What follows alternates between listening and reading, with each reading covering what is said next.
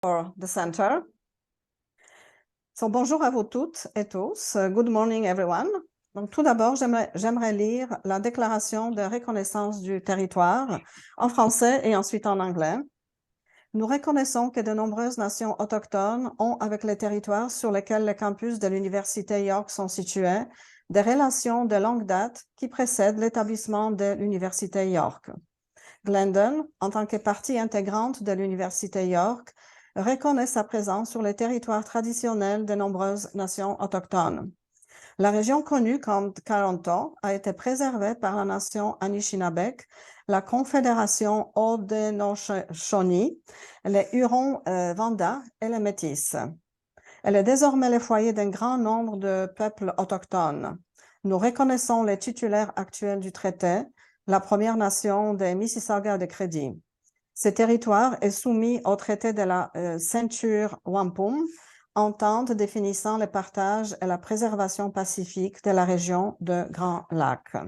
And now in English, we recognize that many indigenous nations have long-standing relationships with the territories upon which York University campuses are located that precede the establishment of York University. York University acknowledges its presence on the traditional territory of many indigenous nations. The area known as Toronto has been caretaken by the Anishinaabe Nation, the Haudenosaunee Confederacy, and the Huron-Wendat. It's now home to many First Nation, Inuit, and Métis communities. We acknowledge the current treaty holders, the Mississaugas of the Credit First Nation. The territory is subject of the Dish with One Spoon, Wampum Belt Covenant, an agreement to peaceably share and care for the Great Lakes region. Okay, so welcome to the Glendon Research Festival. Today we celebrate the research projects of members and collaborators of the Center for Research on Culture and Language Contact at Glendon College. The center fosters interdisciplinary research on language, culture, and knowledge contact and exchange.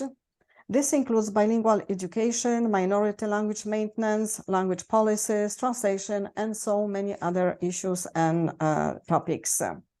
The center provides a platform for students and scholars and enriches Glendon's mission as a leading bilingual institution in a highly plurilingual and multilingual setting.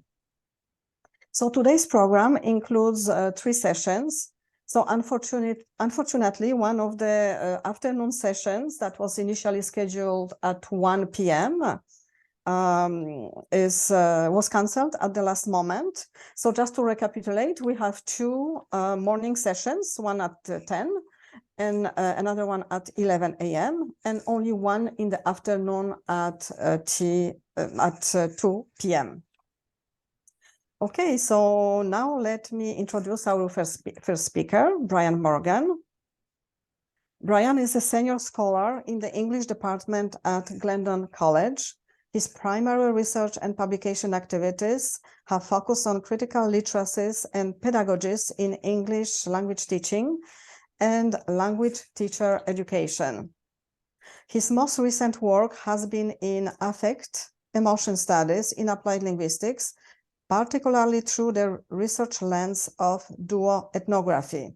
Brian is also a musician. He plays violin, guitar, and bass, and singer-songwriter with a combined honors BA in ethnomusicology and anthropology from York University. Brian has been playing music professionally in Canada and abroad since the 70s. He has recently released the album Curve of the Earth on Spotify, Amazon Music, YouTube, and other streaming platforms. So today, Brian will be talking about his new album, Curve of the Earth, Album Reflections, Pedagogical Connections. Thank you, Brian. We're very happy to have you this morning with us. Oh, merci, Aurelia. Thank you very much for inviting me. This is a special treat for me. I don't usually get to talk about music that often, so I'm really excited about this. And I will share a few of the songs from the album. And the pedagogical connections are interesting because there's several that I will talk about. My year in China actually led to the career I had as an academic. So it was kind of a funny pathway. I remember writing once that I'm an accidental teacher, and it was kind of by way of my China experience. So it was quite interesting. So first thing about the album to share with you, if you feel that you procrastinate a bit, don't worry. I think this is the world record, 30 years that it took for me to release this album. Let me tell you why. So when I came back from China, I, by accident, fell into a very busy band that was playing a lot and recorded 3 CDs in the 1990s and toured Canada several times playing music festivals. The band was called Jughead, and we were very busy. So I had finished this album around exactly the same time. And I just realized I wouldn't have any time to release it. The other thing that happened, I had just started my doctoral studies at OISE at University of Toronto. And as all of you know that have gone through that kind of intense study experience, I was really busy. And then I was also teaching almost full time, supporting myself. And a couple years later, we had our daughter, and a mortgage. So it was a real busy time. And so the whole album just kind of got pushed aside until I retired 3 years ago. I started to think, well, even though it's 30 years later, why don't I try to release the album? And the release of it really required going. The technology had changed considerably in terms of the digital formats of releasing an album. I was able to get some help with that to remaster parts of the album and to have it distributed. Also, the nature of the music industry, like the book publishing industry, has really changed in the last 20, 30 years. And a lot of it now is done independently of a large publishing or recording company. And it's done independently. A lot of it can be released. The biggest problem now, and I think it's the same issue as in academic publishing, is that there's almost too much material out there. So the real challenge now with music, I think also in writing, is to get your work heard. And so I'm, again, really excited about the fact that I have an opportunity to actually share this and talk about this. So it's funny how I fell into this experience. I have a combined honors. I was an undergrad at York, and I was living in Bethune College. And I was majoring in ethnomusicology. I was in the jazz program, contemporary classical program, and I was taking anthro. And the master of Bethune College, his name was David Lumsden. He recently passed away about 2 years ago. Called me up about 2 years after I'd been in his classes and said, "What are you doing right now?" And of course, I had a BA in ethnomusicology. I wasn't doing very much at all. He said, "Would you like to go and teach in China?" And the thought was really exciting. Prior to this, I had spent a year backpacking around Africa and the Middle East in 1980. And again in 1983, I'd actually in 83, I'd been playing, 84, playing music in Turkey and in Greece in clubs. So it was a really great experience in traveling. So the thought of going to China was really exciting. It was a big move to do it at this time. And he said the condition of going is that Bethune College, which had an exchange program between the college and the Sichuan Foreign Language Institute, one of the conditions of going is that that the program had reserved places in the George Brown College Tessel, Ontario certificate program. So I, about a year before I went to China, I was enrolled in the George Brown teaching English program. And this was kind of a real interesting new experience for me. By the end of the year, I was doing practice teaching. I was doing a practicum at George Brown, studying everything from theory, methodology of language teaching. And Toronto, of course, at the time, the attraction of Chongqing, which is a large industrial city that sits on the confluence of the Jialing and the Yangtze River in the far interior of China. One of the attractions that had this program going was that at this time, it was Toronto's sister city in China. Up until the Tiananmen Square massacre, this had been the case. And the last point I have on here that's interesting is that this was an interesting identity experience for me too. At the university, they had this fabulous Canadian Studies library that people had been donating books to. And I never read so much Canadian literature in my entire life as the year that I was in China. So which is kind of disembodied experience. And of course, you're in China and you're constantly being asked to talk about a pan-national identity, which I never had felt because I'd grown up in the West. And as we know, there are linguistic, indigenous issues. There are the issue of Quebec as a nation. And I grew up in Western Canada, where politicians like to think we're also a nation distinct from Eastern Canada. So there was all sorts of interesting experiences of being called upon to define Canadianism, which was a strange experience for me, having never really done that before, and having access to the Canadian Library. So this was the unfolding experience. Of course, I had my guitar with me, and let me play for you. The first track of the album is interesting because for me, it was two things. It's called Sea of J / Too Many Ways. Now, the Sea of Jade is the enticement. It's kind of like the introduction to the album. The Sea of Jade is almost like the siren drawing me, calling me, beckoning me, come to China, which was in many ways was kind of a risky idea. I knew very little about it. And Too Many Ways is the flip side, the fear of going. So the attraction of something mysterious and to me, which seemed quite exotic, and then Too Many Ways, the caution of doing it. So let me see how we do here. I'll play you parts of this track. You'll hear the sound of, this is part of the production of the album. You'll hear the ocean calling me across and seagulls calling me to China. How's the volume there? Can you hear it okay? Well, we'll see.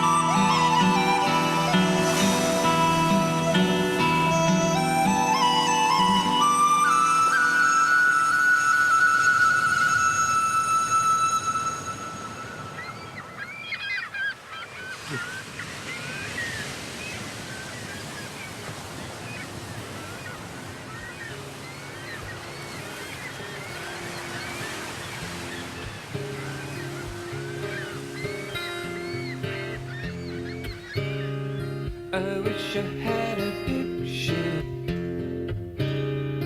beneath the lonely sky, sailing off to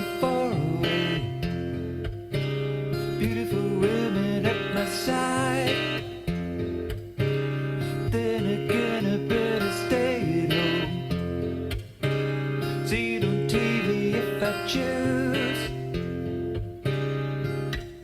There are too many ways to refuse.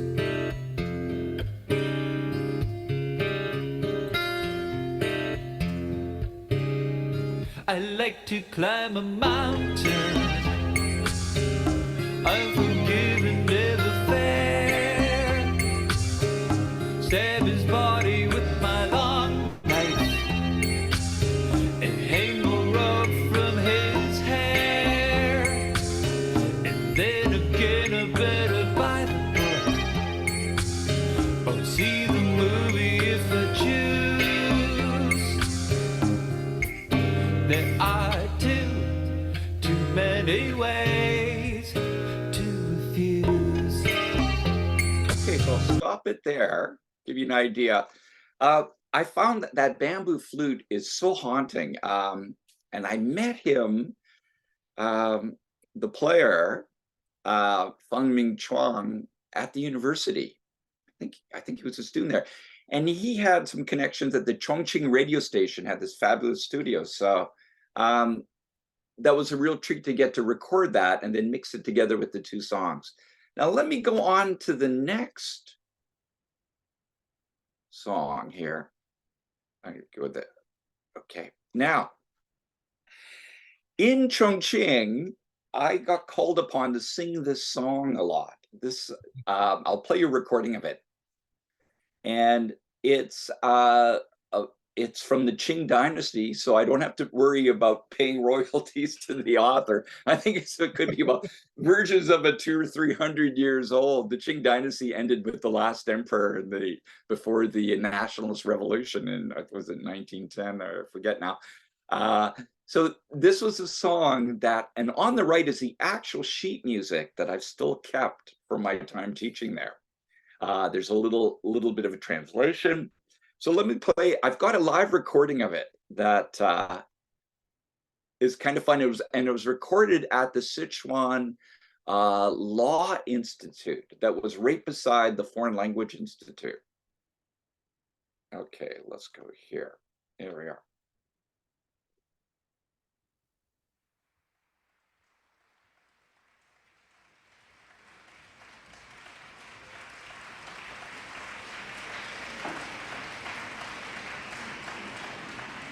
I read the words of the song.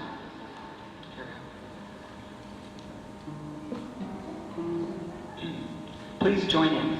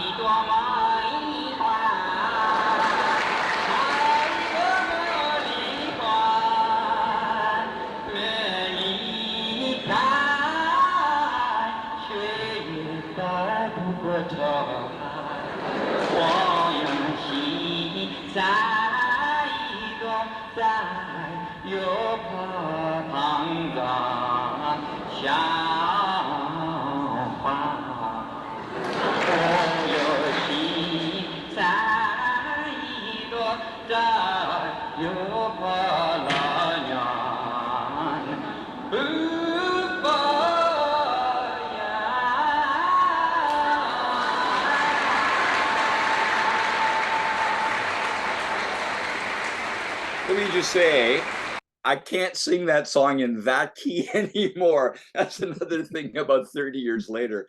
A lot of the songs now I have to like shift them down a whole key. So yeah, that was a song that I learned. I should mention that before I went to China, I took a course at George Brown on conversational Chinese. It was 30 years ago in 1978. There weren't that many people that you would find in a place like Chongqing that spoke English. So I learned to speak Pinyin, or learned to read Pinyin, and I had a Pinyin dictionary. So as you can see from that chart there, that was really the only way to get around. And so going downtown, going shopping, asking for directions, talking to my landlord, all of that, we had to learn enough just kind of basic conversational Chinese. And of course, one of the real challenges of Chinese is that it's a tonal language, that the syllables can have 4 different tonal features, which will have different meanings, especially when they do syllables are combined. So yeah, it was an interesting experience. Very different from being in China now, where you have internet connections. We never had any kind of contact other than the occasional letter that'd be two weeks old. And as for news, we would get old copies of China Daily newspaper, the official English newspaper from Beijing, and it would be weeks late. So there really was a sense of being isolated and alone, which kind of leads to the next song. It was actually, even though we were in a city of 30 million people, including the outskirts, for many of the foreign teachers and foreign students, and there was a community of about 20, 30, it could be a very lonely experience, which leads to the next song I'm going to play for you, and as well for the students. So this next song, we actually filmed a video of it in 1988 in Chongqing. So here's a picture of me at the law school where I performed, and I've got one of those Mao jackets that I had bought in Chongqing, blue. A much thinner Brian, I have to say, probably about 30 pounds, a little more hair, a little darker, all the experiences. Thanks, Sylvie. And so this was filmed in Chongqing. Is Ian Martin here by any chance? Okay, so interesting connection. Ian taught at the same university that I did about 6 or 7 years earlier. So I'm now going to show you the video that Maura Hanley was a director. I don't know how we were able to do this, but we found a camera, a beta camera. We were able to shoot some film and use still photographs to take this video for one of the songs on the album. And the song's called Lonely Room.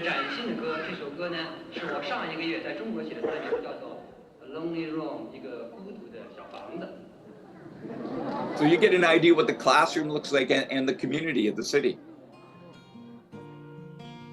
Circa 1988.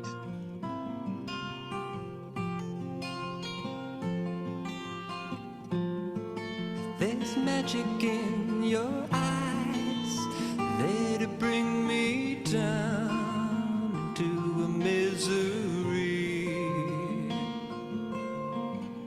I won't resist if you want me to stay. I'll be your lonely Chinese haircut, what can I say? And there's a journey in your smile. I'll go and pack my bags for a troubled sea and make the fair if you want me along. I'll be your lonely room.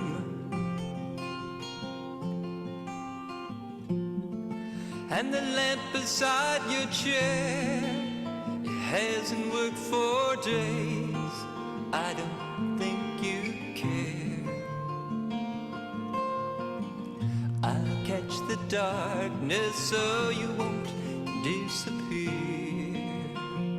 I'll be your lonely room. So stay where you like. Fill your cup with tea and pull back the blinds. Let the light in, you should see the day end. There's ice cream on the street, it's just the way you like.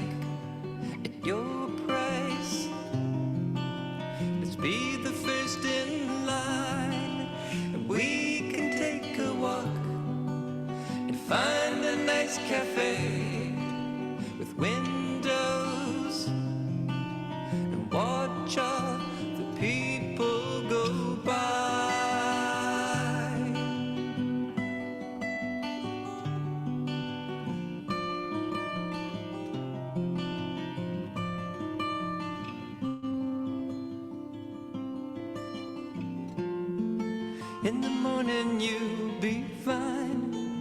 You heard that before, and it's just a lie. I'll stay right here if you want me to stay.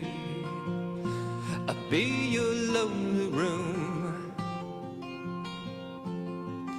Oh, I'll say the things that you want me to say. I'll be your lonely room, and we'll share this lonely room.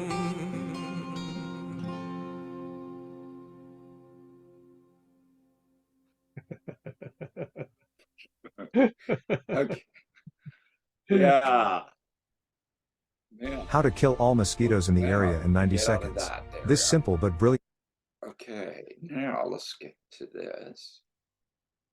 Yeah, so that was shot in China. There was, as you can see, some bad clothing choices, maybe some of the edits, but that was all shot on the campus.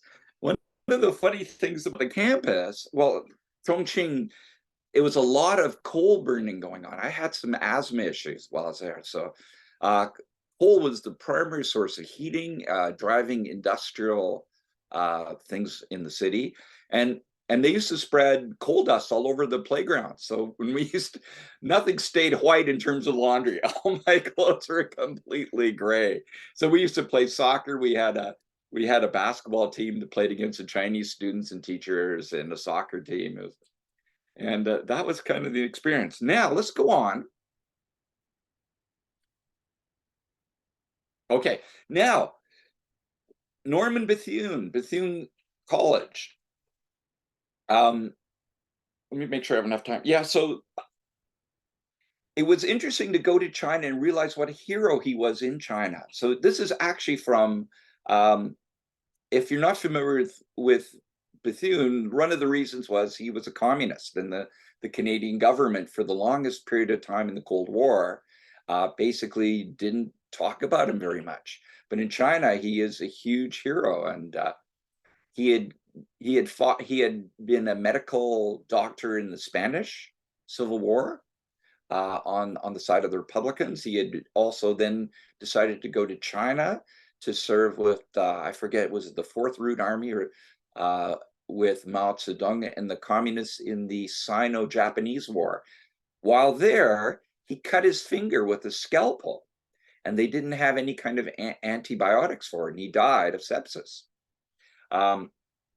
So of course, when you're in China, everybody knows about Bai Chu and Dai Food, Dr. Norman Bethune. In Canada, not so many.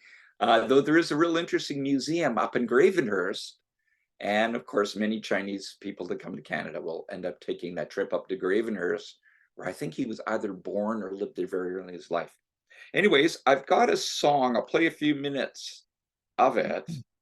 A few moments, we'll see how we do here, called Bethune. And it's got a fabulous takuhachi flute being played by a very excellent local jazz flautist named Ron Allen.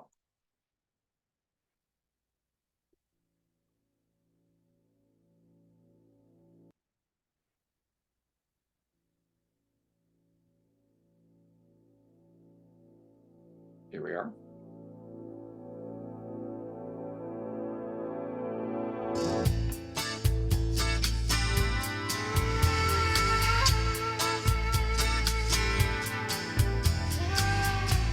We strike like the tiger, and we kill the herd, and then we attack in force on the great leader's word. After it's over, the terrible fight, the smell unbelievable was then the sight.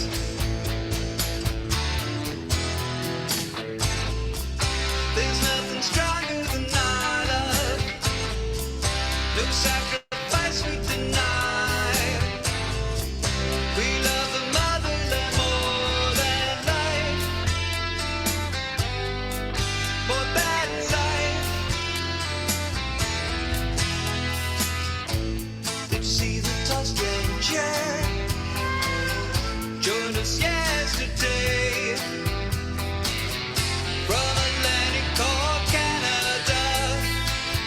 so far away.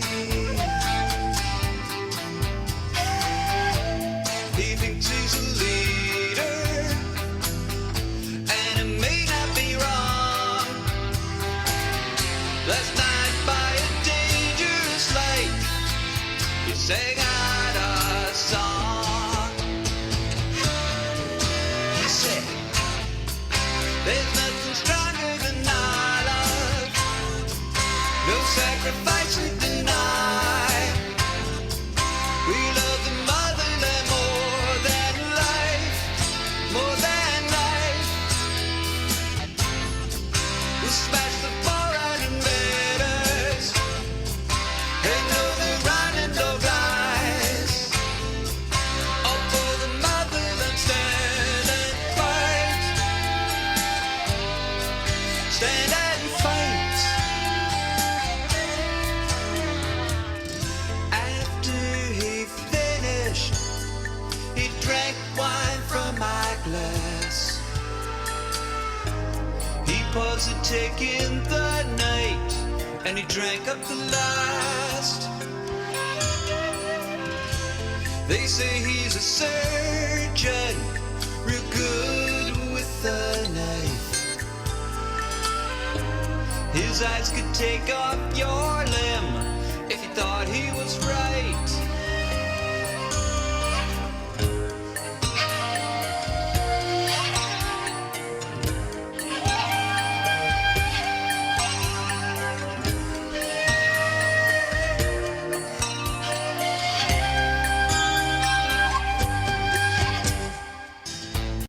I'll stop it there. I love that flute solo. It's just outstanding, Ron Allen. God, and he did it pretty much almost on the first take. And that's a shakuhachi. It's a wooden flute from Japan. So the next song I'm going to play you a little bit about, but first I want to talk a little bit about the something that I was reading a lot about, and I remember talking to colleagues, Chinese colleagues, was the Cultural Revolution. I have to say, and I ended up doing, my master's was really in the area, a lot of Chinese philosophy, history, and discourse, because I was looking at a lot of these issues from a language teaching perspective. But so the Chinese Cultural Revolution kind of fascinated me and horrified me at the same time. Hearing stories well, the fascinating is, imagine trying to remake a culture that has been 1,000 years old or 2,000 years old. And just like this image of the modern revolutionary ballet or modern opera, things that had been nurtured and created and emergent over 1,000 years of artistic achievement, you suddenly say, boom, we're going to change it all. And I guess the frightening thing as an academic is what happened to many of the academics during the Cultural Revolution. They were sent to re-education camps in remote rural villages. And so this kind of orthodoxy and dogma, what lately has reminded me a bit of it, is the Cultural Revolution in some ways is the post-truth world gone just one slippery slope farther, where you no longer believe in evidence, you no longer believe in science, this cult of anti-intellectualism. So I find this picture on the top left corner fascinating. So you're in a grocery store and everybody's reading Chairman Mao's book. Somehow is going to make the production go faster. So I'll read you what it says here. It says, the revolutionary workers and staff on the financial and trade front placed the living study and application of Chairman Mao's writings in the fore. Workers and staff of a food store in Peking have established a system of studying Chairman Mao's work every day. So just this whole idea that someone's words are suddenly going to make production increase 1,000% in the bottom left-hand thought. It again, it reminds me a little bit of what post-truth becomes when there's no kind of evidence or no longer any kind of proof required. The society can fall into this whole pattern. And when Deng Xiaoping, it's interesting, when Deng Xiaoping became the chairman while I was there, he made this very famous quote. He said, "It doesn't matter if the cat is white or black. It only matters if it can catch the mouse." And that was really a famous thing, responding to, in the Cultural Revolution, all that mattered is your ideology, what you believed. And if you didn't believe that, you were sent to be re-educated. And it was quite frightening hearing from colleagues about things that happened with Red Guards. I wrote a song about the Cultural Revolution, and it was based on a book I read around the same time. So I did read several things about, I think Fan Shen was also a story about a revolution, proletarian revolution in agricultural co-ops. But this is the story of Nian Cheng. She worked for, I think, Shell in Shanghai. She was imprisoned during the Cultural Revolution. Her daughter was killed. It's a very depressing book. But again, it gives you a sense of a society that's become chaotic. And it's kind of a frightening story. And so this is actually my favorite song on the album. Not so much, not just about the content, but also the production of it. In the middle of the song, I've juxtaposed an aria from a revolutionary opera called The Red Lantern. So you'll hear one of my students is performing in the middle of the song. There are the lyrics. Let me call up. No, that's wrong. And you can see what you think. I'm going to play for you. And here it is. It's called Paint You With My Tears.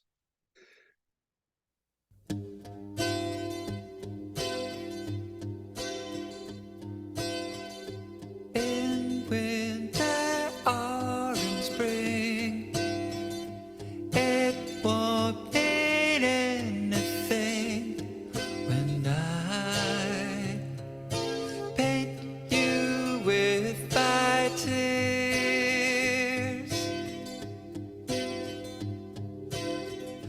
Fine oak or gilded frame, it will be all the same when I paint you with my tears. Mad sea in angry red, gray cell and lonely bed when I paint you with my tears.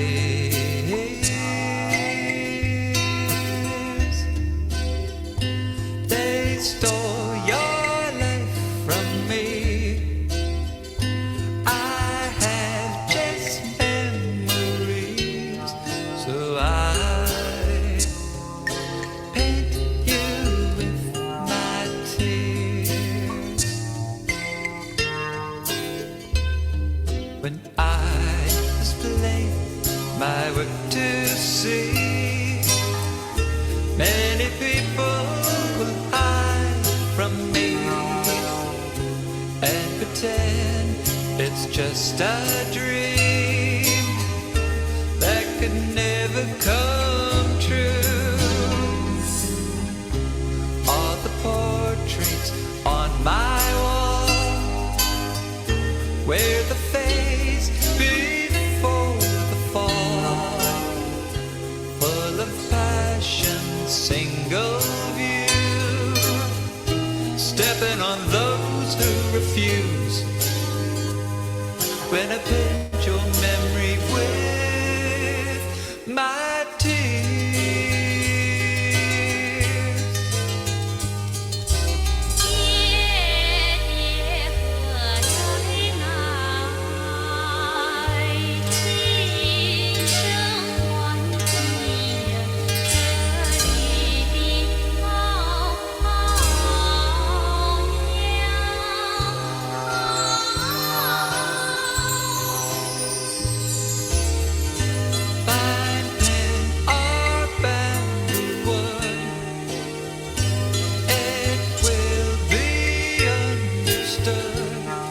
when I hit you with my tears.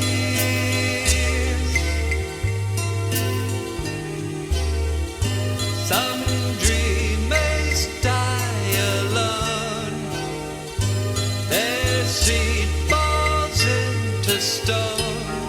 That's why I paint you with my tears. That's why I paint you with my tears. That's why I paint you with my tears.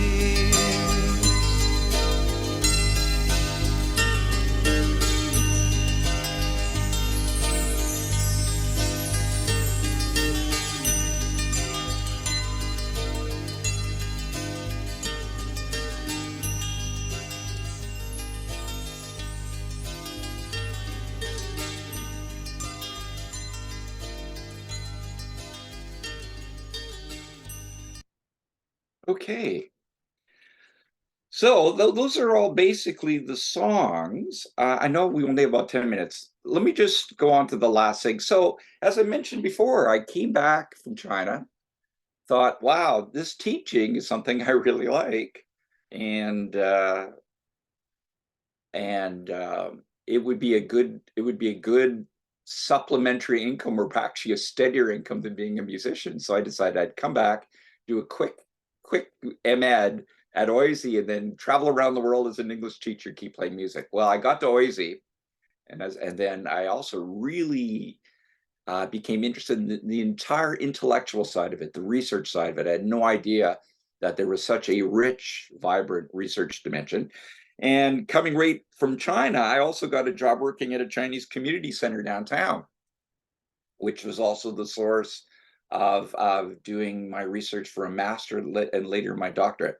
Anyway, so I ended up using a lot of thematic material from teaching in China. There's several articles where I look at issues around intercultural rhetoric,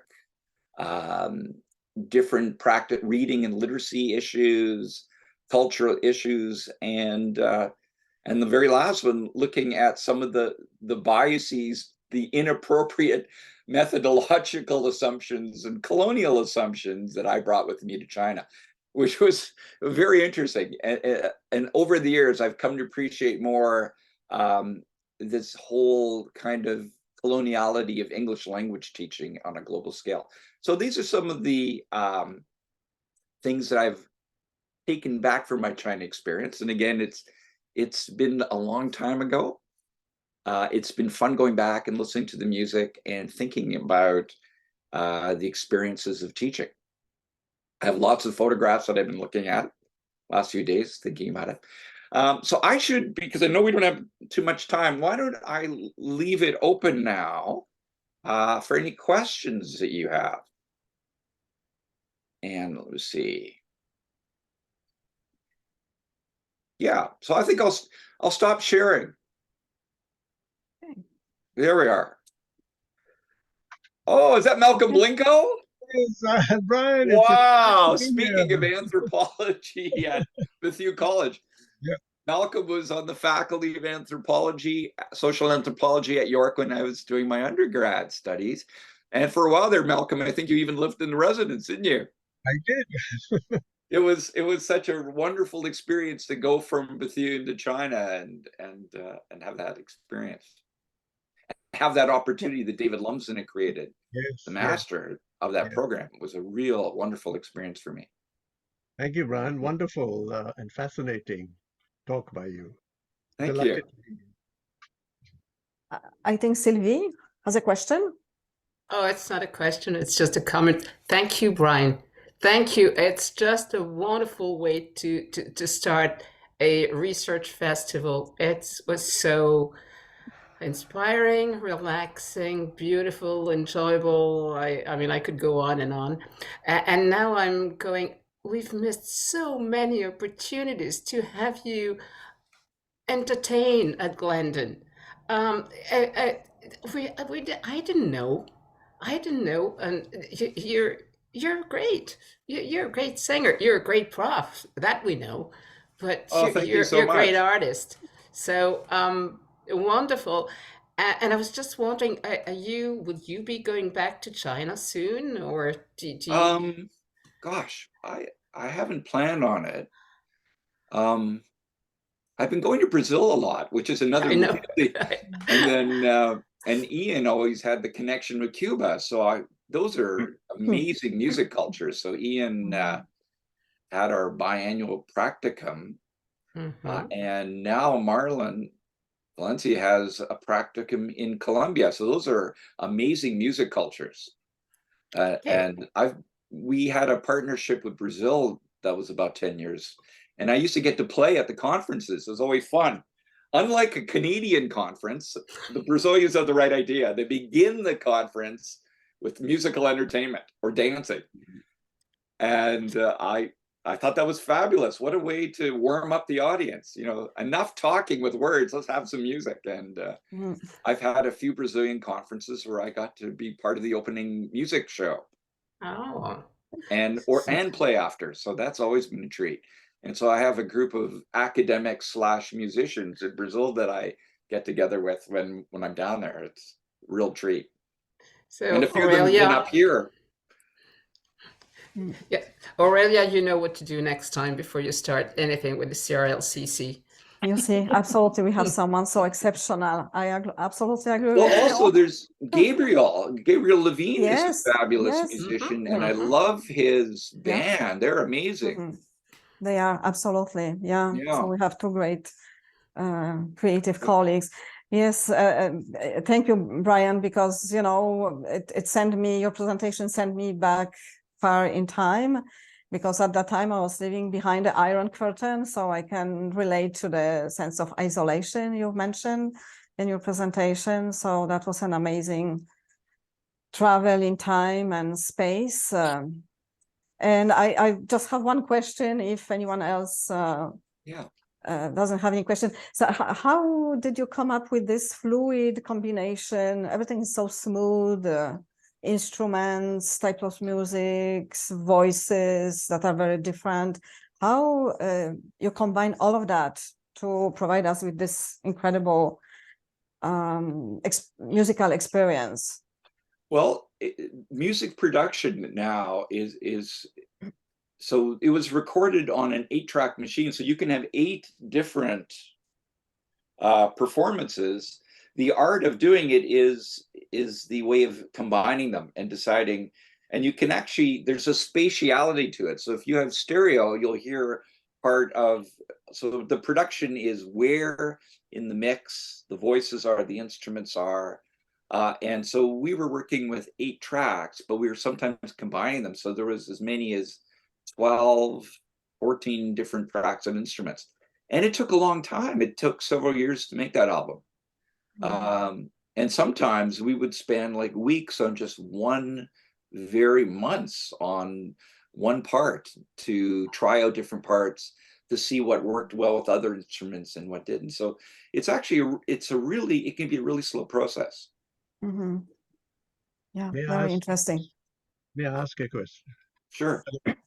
Brian, a couple of questions, given we are both from an anthropology background. You talk in your blurb about duoethnography. I wonder, first of all, that's my first question, if you could just say a little bit about that. And secondly, given you're interested in the issue of affect, and obviously as a musician and a linguist and a teacher of languages, I wonder what your thoughts are about the relationship between music and words, teaching through words as part of your own pedagogy.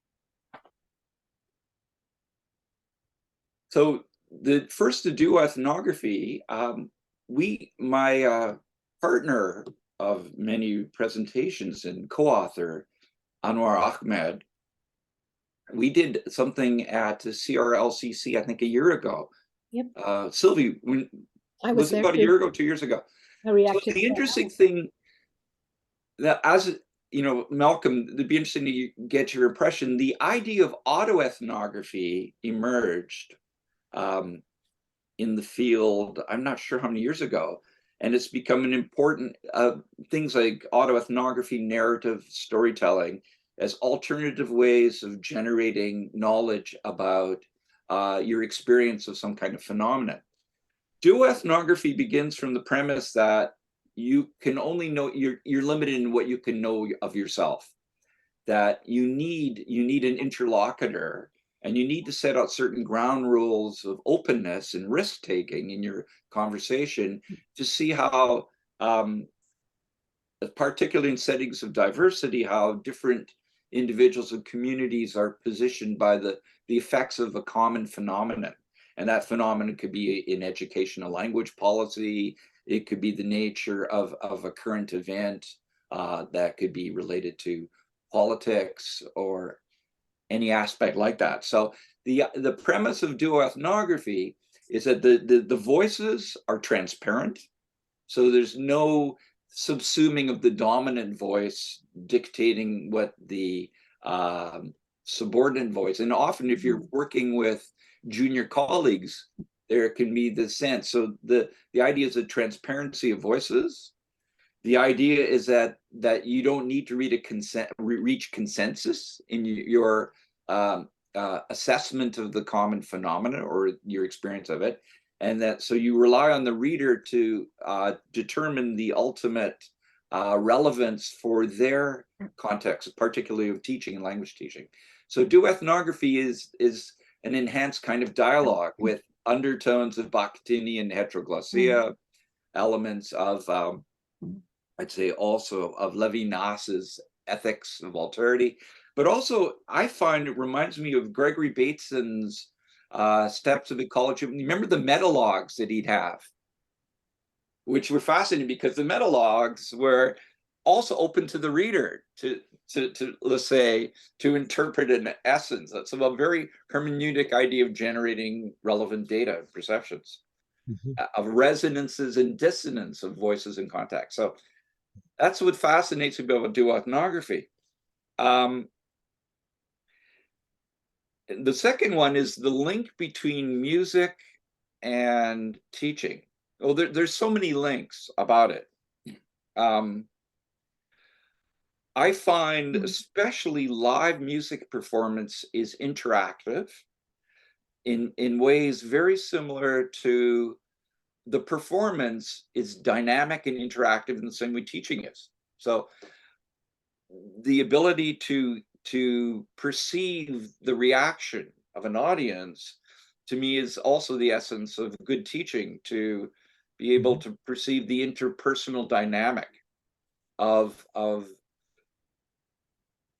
where the co-constructed lesson can go. So you'll hear people who, even actors who do the same show every night, live theater, will say it's every night there's a turn of phrase, there's a reaction, it's a new show. I find the same thing with performance of live music, and I find the same thing with teaching. We've all had that experience as teachers where the same lesson plan, there's a dynamic that's very, very exciting. So that's it. Now, the other thing I found fascinating as a musician is being exposed to a tonal language. I had that real advantage because at York, when I was doing my music degree, we had to do a lot of ear training. It's just like very hard ear training, writing, hearing, and it was ethnomusicology. We're listening to very different scales and different rhythmical patterns and time signatures. And so it was a real advantage to have that experience. And one of my early specializations as a language teacher ended up being in the area of second language pronunciation and phonology for that, because good music training perks up your ears, you hear acutely, and you're not necessarily born that way. It's kind of like you can be trained to hear very closely. So those were things. And also the emotion. I've been really interested, my presentation with Anwar, we looked at emotion and affect. And I find music grabs you in ways that very kind of dispassionate text doesn't. And so I find that I'm always aware of what music can do, and think about how can that be brought into ways of writing and ways of interacting in classroom context. Thank you, Brian. Yeah, thank you.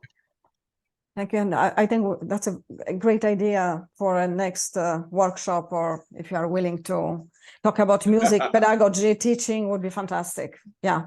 And I saw, Jennifer wanted Yeah, to. I wanted to add on something. Yeah. It's, thinking through all your presentation, how wonderful it is that you don't go into teaching right away after doing a degree, and that you get all this experience in the field before going into teaching, because it makes you such a much better teacher. And what you've ever been able to bring back from the field, you can look, see your curriculum vitae and think, well, that's a little bit, a few meanders in there, but how enriching it is for your teaching afterwards. And then grabbing on back the idea of the duo ethnography, we'd had an exchange, when we presented the thing.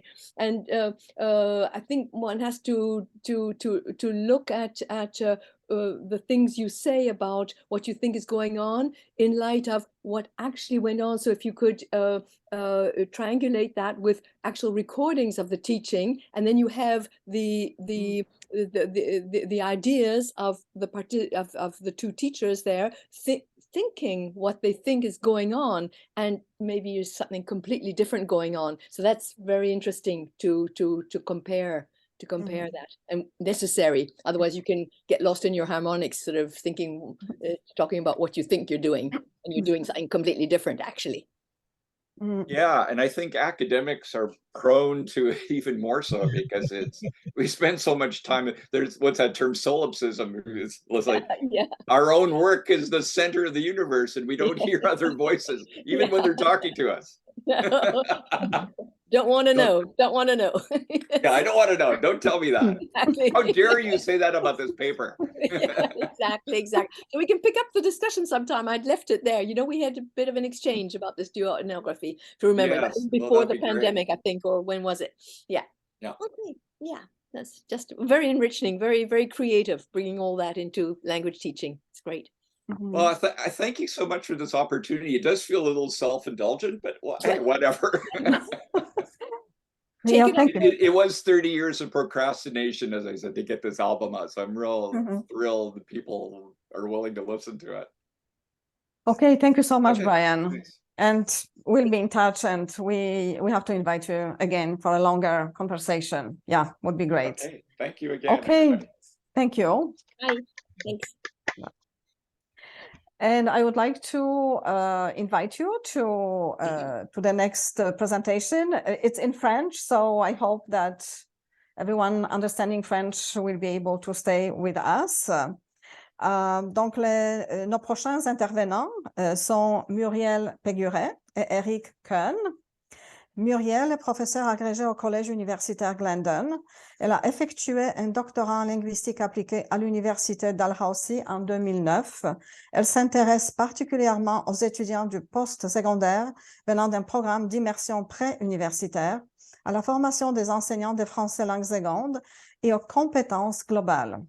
Ces dernières années, elle travaille comme co-meneuse du projet Camrise, un hub de ressources ouvertes pour le français langue seconde. Quant à Eric Keunne, Eric est enseignant de français langue seconde au niveau secondaire depuis plus de 15 ans au Cameroun et au Canada. Il est candidat au doctorat en études francophones à Glendon et assistant de recherche pour le projet Camrise. Ses domaines de recherche sont la didactique du français langue seconde, l'équité et l'inclusion, le bilinguisme et l'analyse des politiques éducatives. Il est par ailleurs conseiller pédagogique pour les conseils scolaires du district de Halton. Eric est diplômé des universités de York au Canada, de Newcastle au Royaume-Uni, de Yaoundé 1 et de l'École normale supérieure annexe de Bambili au Cameroun.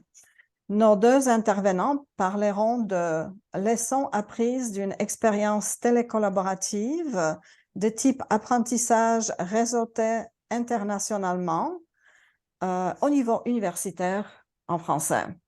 Merci d'être là avec nous et la parole est à vous. Merci. Merci beaucoup, Aurélia. Merci pour cette invitation. Et oui, je suis ravie de présenter avec Eric et aussi Léane, qui a été notre étudiante RAP cette année. Donc, elle va participer aussi un petit peu à la présentation. Alors, je vais partager mon écran parce qu'on a préparé un beau PowerPoint. Alors, voilà.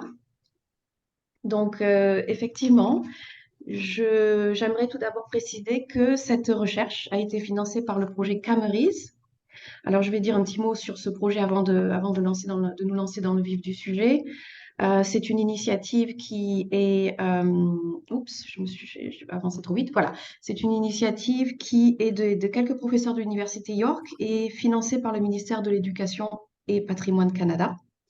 Le cœur de notre mandat est de servir la communauté du français langue seconde en Ontario en développant un hub en ligne où tous les acteurs du français langue seconde peuvent se rencontrer et collaborer.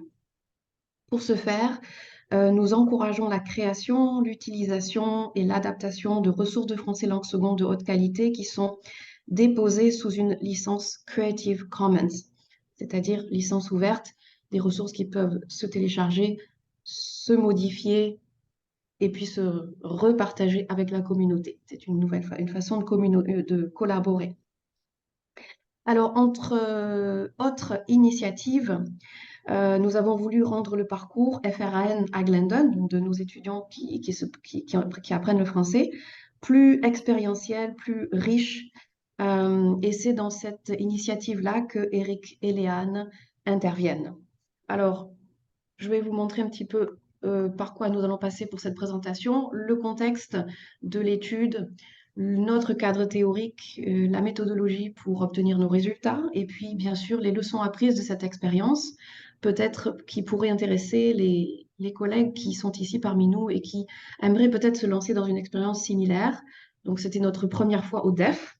Je sais que ce n'est pas la première fois à Glendon et j'ai moi-même appris des autres expériences, donc c'est à mon tour maintenant de partager avec mes collègues ce que nous avons appris. Et puis, puisque nous avons eu une collaboration tout à fait productive entre une chercheuse qui commence maintenant à être un petit peu moins junior qu'avant, de moi-même, et puis un doctorant, Eric Keunne, et puis une étudiante en première année de BA, Léane, on va vous parler un petit peu aussi de notre collaboration. Voilà, là-dessus, je laisse la parole à Eric. Oui, merci beaucoup, Muriel. Donc, dans cette partie, je vais parler un tout petit peu de notre partenariat donc entre les deux institutions, ici à Glendon et l'Université d'Orléans. D'abord, dans un premier temps, je vais recentrer pour parler de l'objectif que nous étions fixés dès le départ. Et c'était de faire l'expérience des différences culturelles dans le monde de l'éducation, de divers pays ou de diverses régions francophones, sans quitter Toronto, pour nos étudiants ici, et sans quitter Châteauroux, puisque c'était l'institution qui a accepté de collaborer avec nous. Donc, cette année, nous nous sommes en fait lancés dans ce partenariat entre le département d'études françaises de l'Université York à Glendon et l'INSPE de Châteauroux, l'Institut national supérieur du professorat et de l'éducation en France.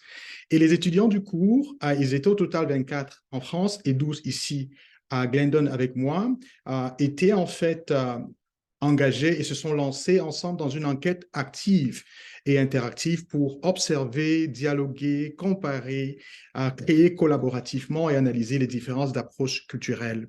Et comme Muriel a dit tout à l'heure, la collaboration s'est faite essentiellement et la planification s'est faite autour de 4 enseignants, Muriel Péguret et moi-même ici au niveau de Glendon, et en France, Mayalène et Valérie Pro.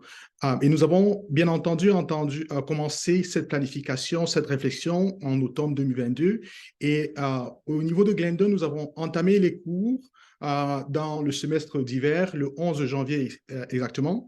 Et nous avons eu des séances de connexion ensemble avec nos amis de Glendon et aussi nos amis de la France entre février et mars 2023. Le cours d'ailleurs au niveau de Glendon prend fin demain mercredi le 5. Donc c'est tout simplement pour vous partager un tout petit peu la perspective de collaboration entre ces deux institutions, une en Amérique du Nord ici à Toronto et l'autre à Orléans en France. Alors, dans cette prochaine section, je voudrais parler un peu des thématiques qui ont entouré les échanges. Nous sommes, comme je l'ai dit tout à l'heure, engagés dans des activités collaboratives et comparatives. Nous avons eu des activités en binôme entre 2 Canadiens et 2 Français. Nous avons pris des exemples spécifiques qui étaient connectés d'abord au vécu, mais naturellement au monde de l'éducation. Un des exemples, par exemple, c'était de parler d'une meilleure expérience avec un professeur ou alors une des pires expériences avec un professeur. Mais nous avons couvert d'autres thématiques aussi importantes, notamment la découverte des systèmes éducatifs en France et au Canada. Et d'ailleurs, je rappelle qu'avant de commencer la collaboration avec nos étudiants en France, mes étudiants ici et moi avons passé environ 3 semaines à explorer et à comprendre davantage le système d'éducation en Ontario, que ce soit dans les écoles de langue française ou alors dans le contexte de l'enseignement du français langue seconde dans les conseils scolaires anglophones.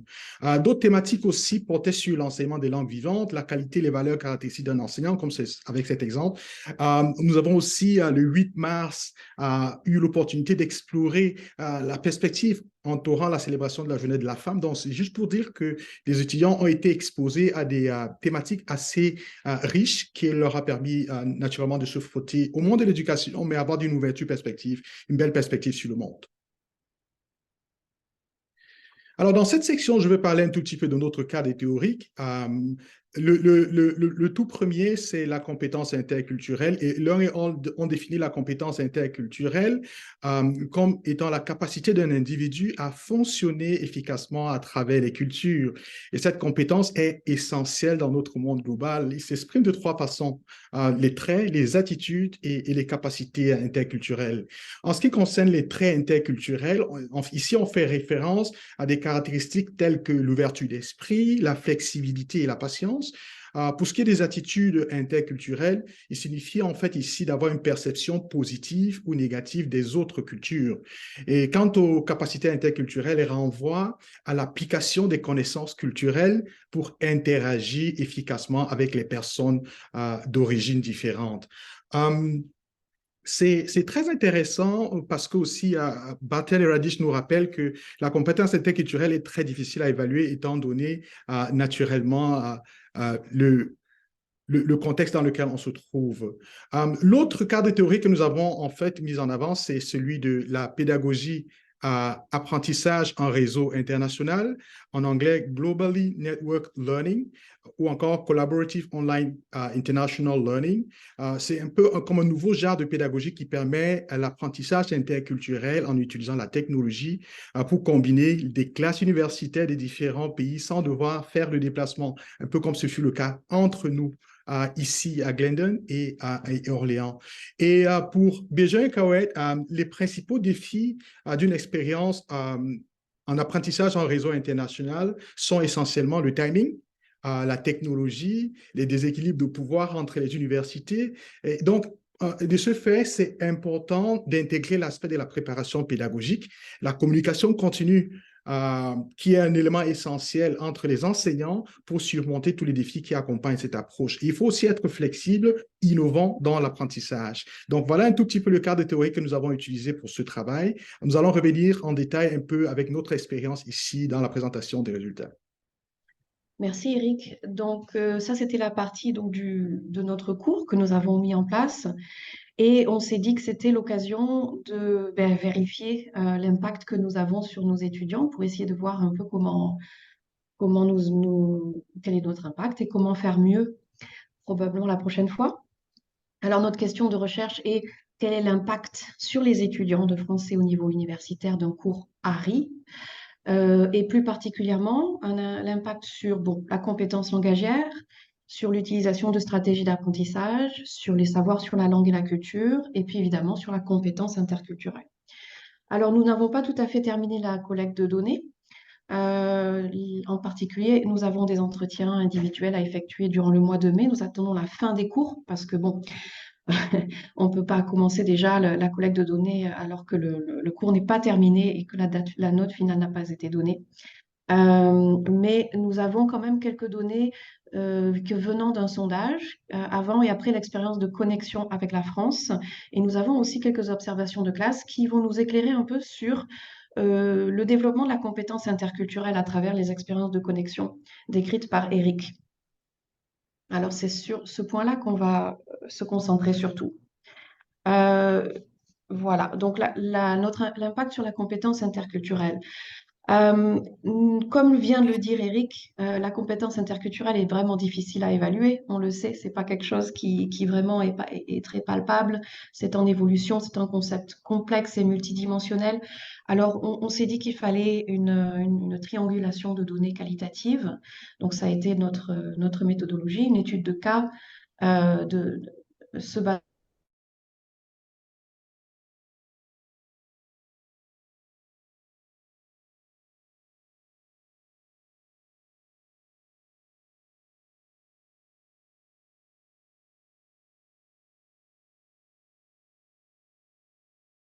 les observations de classe par Léane, elle va nous en parler un petit peu plus, mais grâce à la participation de notre étudiante Léane, elle a pu observer certaines de nos salles de classe pour voir justement cette compétence interculturelle en action, elle va vous en dire plus. Et puis les entretiens, on ne les a pas encore effectués. Alors voici les données sur lesquelles nous allons nous baser pour cette présentation aujourd'hui. Les résultats, alors qu'est-ce que nous pouvons partager avec vous? Je laisse la parole à Léane pour commencer.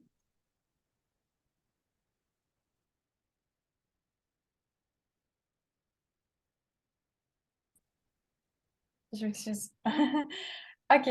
Comme professeur Péguret a dit tout à l'heure, l'une de nos sources de données est les observations de classe. Et en tant que spectatrice neutre, j'ai assisté à 4 cours sur Teams pendant le semestre d'hiver. Donc, je n'ai rien dit et j'ai éteint ma caméra.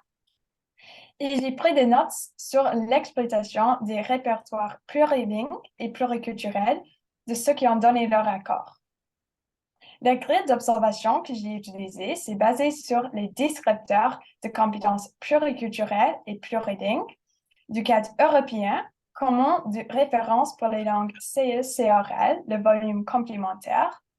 Et cela comprend tout ce qui a rapport avec la compréhension de la langue et la compréhension des comportements de l'autre. J'ai pu classifier toutes mes observations des interactions en 3 catégories.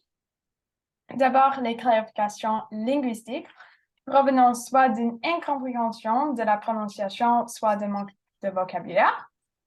Dans ces cas-là, ils ont dû reformuler leurs phrases en utilisant des synonymes. Ensuite, j'ai entendu beaucoup de commentaires de soutien. Par exemple, une étudiante française se sentait pas à l'aise pour s'exprimer en anglais et un étudiant canadien lui a répondu « C'est pas grave, n'aie pas peur de faire un effort, comme ça tu vas apprendre ». Alors, c'était vraiment encourageant d'entendre ce genre de conversation. Ensuite, on a les comportements de comparaison culturelle. Plusieurs étudiants ont souligné les similitudes qui existent entre eux. Un étudiant a dit « We had the same interests and hobbies. It was very interesting meeting someone from across the world that was so similar to me. » Ils ont également abordé les différences. Par exemple, en Ontario, on a organisé le système scolaire en fonction des années. Mais en France, les niveaux ont différents temps. C'est 2 mondes différents, donc c'est difficile au début de se comprendre. Grâce aux observations que j'ai pu effectuer, vous pouvez voir le processus de développement de la compétence interculturelle en action. Merci Léane. Eric? Alors, dans cette partie, nous allons tout simplement parler aussi d'une des observations très importantes. C'était autour du processus d'acquisition de la compétence interculturelle, de la part des mots même qu'ont utilisés nos participants. Et ici, 2 choses, en fait, sont revenues. D'abord, la perspective sans jugement. Dans mon petit groupe, ça c'est effectivement l'un des participants, dans mon petit groupe, j'ai posé une question sur l'uniforme et le code vestimentaire des écoles élémentaires en France.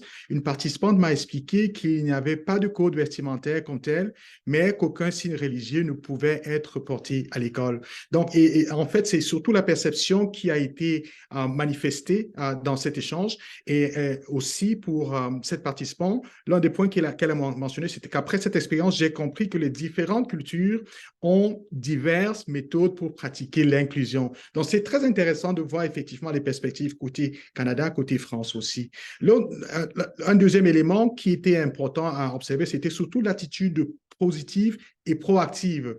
Et d'ailleurs, un participant a dit, dans mon groupe, avec la première cohorte d'étudiants d'Orléans, j'ai initié la conversation pour apprendre au sujet de lui et de sa culture, lui étant mis pour le participant. Après cette expérience, j'ai appris qu'il faut parfois être la première personne à parler pour découvrir quelque chose de nouveau. Donc, en fait, cette ouverture au monde, cette attitude proactive dont les étudiants ont mentionné.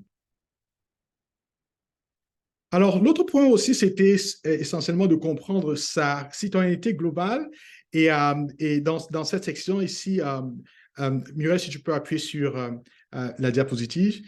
Alors ici, un étudiant a mentionné le fait que cette expérience l'a montré que poser des simples questions comme demander au sujet de la météo peut mener à une conversation plus grande et universelle telle que le réchauffement climatique. Et le dernier point, c'était de comprendre que la culture n'est pas homogène. Un participant a relevé dans son commentaire que dans mon groupe, avec la deuxième cohorte, j'ai posé plusieurs questions pour apprendre à des étudiants de la France et des autres régions canadiennes. Donc, après cette expérience, j'ai appris que chaque région, soit au Canada, soit en France, a des différentes façons de pratiquer la culture. Merci beaucoup, Eric. Alors, en poursuivant avec les données qui viennent des mots des étudiants eux-mêmes, notre sondage, donc après l'expérience, nous avions une partie qui demandait, par rapport à des phrases qu'on a données, de s'auto-évaluer. Alors, on va ici regarder un petit peu les meilleures améliorations avant et après l'expérience, pour voir un petit peu quels sont les domaines que, selon les étudiants eux-mêmes, selon les participants eux-mêmes, a vraiment le mieux évolué, a vraiment le mieux profité des connexions virtuelles. Alors, je pose des questions sur les cultures différentes de la mienne. Avant l'expérience, 46,2% de nos participants de notre échantillon avaient cette initiative, 100% à la fin. Je réserve mon jugement lors d'interactions avec des personnes culturellement différentes de moi, de 53 à 100. Et j'utilise une vision différente de la mienne pour interpréter les perspectives et les actions de personnes d'autres cultures. Là aussi, on a à peu près doublé. Bon, ce sont tous participants confondus, donc on va toujours prendre quand même ces chiffres avec des pincettes, a grain of salt, puisque bon, ce n'est pas une étude où on regarde chaque individu et son amélioration post et pre and post. Mais comme groupe, voilà quand même les meilleures améliorations. Ça donne quelques idées sur la tendance. Il faut savoir aussi qu'il y a, d'après notre sondage, toutes nos phrases ici, toutes nos attitudes de compétences interculturelles s'est vu améliorer avant et après l'expérience. Mais là, on a voulu isoler celles qui nous paraissaient avoir reçu les meilleures progressions, au jugement de progression. Alors, ça ne nous a pas trop étonné ce résultat-là, puisque bon, ce sont exactement ce qu'on a pratiqué pendant toutes les activités de connexion virtuelle. C'était poser des questions, c'était apprendre à réserver son jugement, puisque bon, on arrive avec des préjugés puis qui sont immédiatement remis en question en discussion avec un étudiant. Et utiliser une vision différente de la mienne, bon, la conséquence de nos activités. Donc, on était très contents de voir ce résultat positif. On a regardé aussi un peu plus dans nos données, un peu plus avant, pour voir quelles améliorations étaient les plus modestes. Et les améliorations les plus modestes sont les trois ici. Donc, je comprends l'importance de la politique, l'histoire, les croyances, les valeurs pour les membres des autres groupes culturels. Bon, amélioration modeste.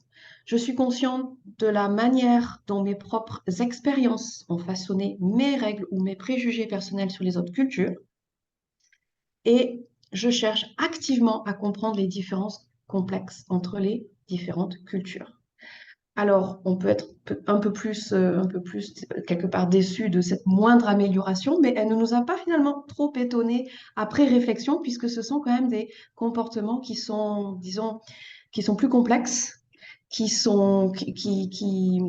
sous-entendent une compréhension fine et bien assimilée de la compétence interculturelle et des différences entre les cultures. En quelque sorte, ce sont des comportements plus profonds. Voilà. Donc, on a l'impression d'avoir eu un bon impact, assez superficiel. et avec, disons, qui nous enthousiasme pour l'avenir de ces petites graines qu'on a semées. Mais immédiatement après l'expérience, on ne voit pas quand même une amélioration, disons un impact très, très, très profond dans ses habitudes inconscientes et dans sa façon de procéder dans son quotidien, ni dans une compréhension très subtile des différentes culturelles.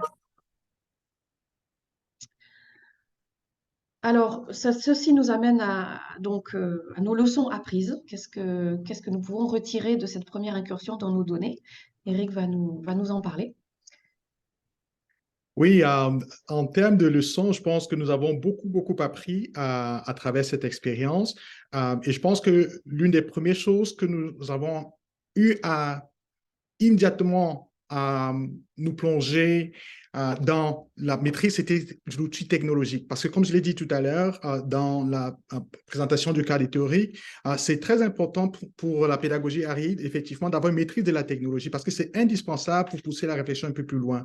Donc, au-delà des logiciels de connexion tels que Zoom et Teams, d'ailleurs, au départ, nous avions pensé à avoir toutes nos sessions sur Zoom et à la veille, à 24 heures de la première session, nous avons dû basculer sur Teams, ce qui en fait nous a obligés, Muriel et moi, de passer des heures interminables à réfléchir sur comment est-ce qu'on va utiliser l'application Teams efficacement pour organiser les discussions entre les étudiants du Canada et de la France. Donc, au-delà de ces deux logiciels de connexion, il y avait aussi naturellement les applications de connexion spontanée entre les professeurs, notamment notre groupe WhatsApp, que nous avons créé pour échanger en temps réel pendant le déroulement des cours.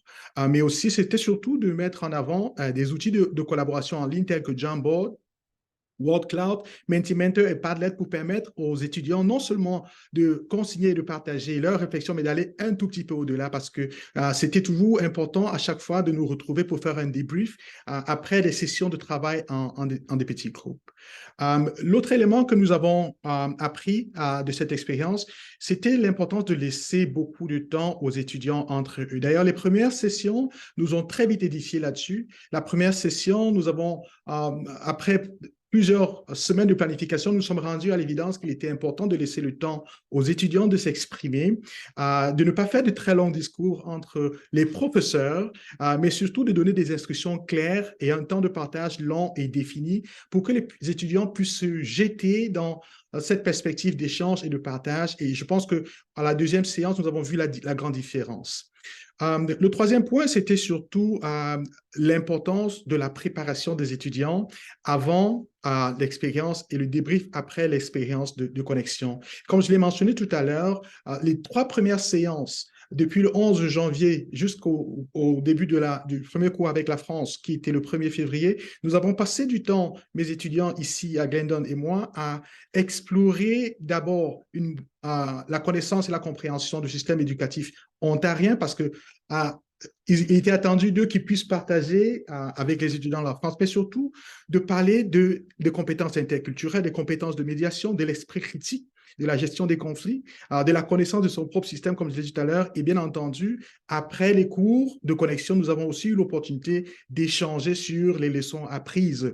Et je pense que c'était une expérience enrichissante parce qu'elle a débouché essentiellement sur ce que Muriel et moi, nous avons qualifié d'aventure humaine, parce que cela a donné du goût à l'enseignement et à l'apprentissage, pas seulement pour nous les enseignants, les 4 qui étaient impliqués, mais ce que nous avons observé, c'est que les étudiants, eux aussi, avaient pris goût à cette aventure. D'ailleurs, ils n'en redemandaient que ça, parce qu'ils ont trouvé que les 3 séances pour les différentes cohortes en France étaient un peu plus courtes. Donc, il y avait très peu d'absentéisme, il y avait une motivation intrinsèque à cet apprentissage, il y avait un enthousiasme très prononcé, un goût à la découverte. Et finalement, je pense, et Muriel est d'accord avec moi, que nous, les professeurs, nous avons appris autant que les élèves, sinon plus. Donc, je pense que c'est les 4 points qu'on voulait mettre en avant en guise de leçons apprises pour ce projet.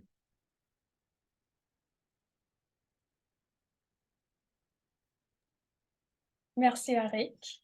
Maintenant, je vais parler de mon expérience en tant qu'étudiant qui fait partie du programme de recherche.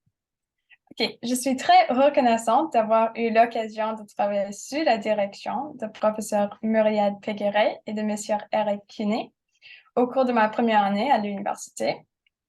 J'ai beaucoup appris en voyant et en participant à l'ensemble du processus de recherche, y compris comment trouver des articles pertinents, tirer des informations clés, structurer une revue de littérature et établir des sources de données.